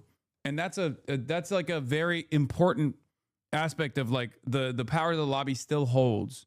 Yeah. Also, leftists being fucking insufferable and being extremely annoying online, even if you're correct, okay, doesn't actually help you win an argument, doesn't actually help you convince people. Please think about it.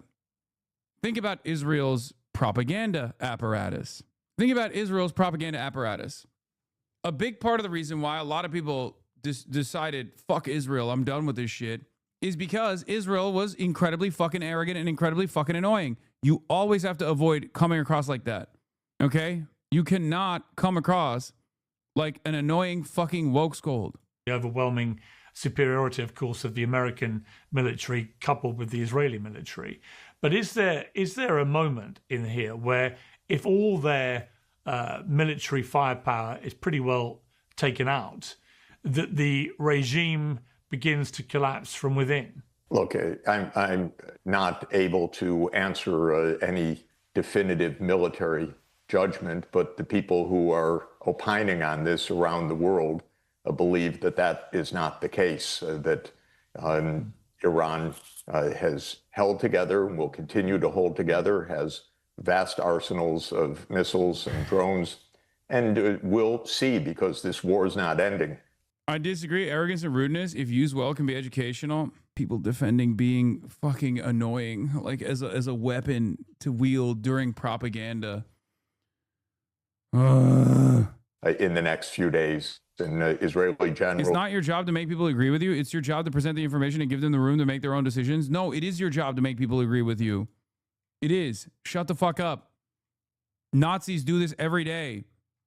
They try to be as agreeable as possible. Some of you guys are fucking stupid. Themselves have said publicly this could go on into the fall, and the American public is being prepared for a long war. So even the progenitors of this war are not claiming that this is about to be won. I don't hear that from anybody. I don't see it in the markets either, in the soaring oil prices. I don't see it in the behavior of the energy producers, suppliers, and shippers. I don't see it in the shutdown of production in Qatar on its gas, in Iraq on its oil, and the destruction of oil fields. I see a calamity building and a lot of blood flowing. It's a kind of mass murder of civilians by Israel and the United States. This is shocking, actually. We should keep it in mind. This is not targeted bombing. This is carpet bombing Tehran. And I've been speaking on the phone with absolutely desperate people in Tehran in the last 48 hours, and it's carpet bombing. And they're killing indiscriminately. So this is a disaster that is not likely to go away. No one's claiming in Israel or the U.S. that it's likely to go away.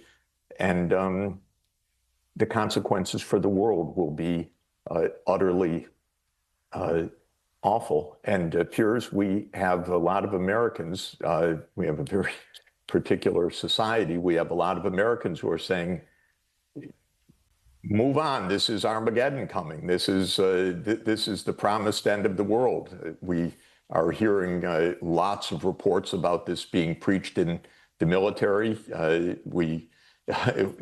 We're seeing a lot of people who believe that the worse it gets, the closer we are to the second coming of Jesus Christ. And that's a motivating factor in the United States, I have to tell you.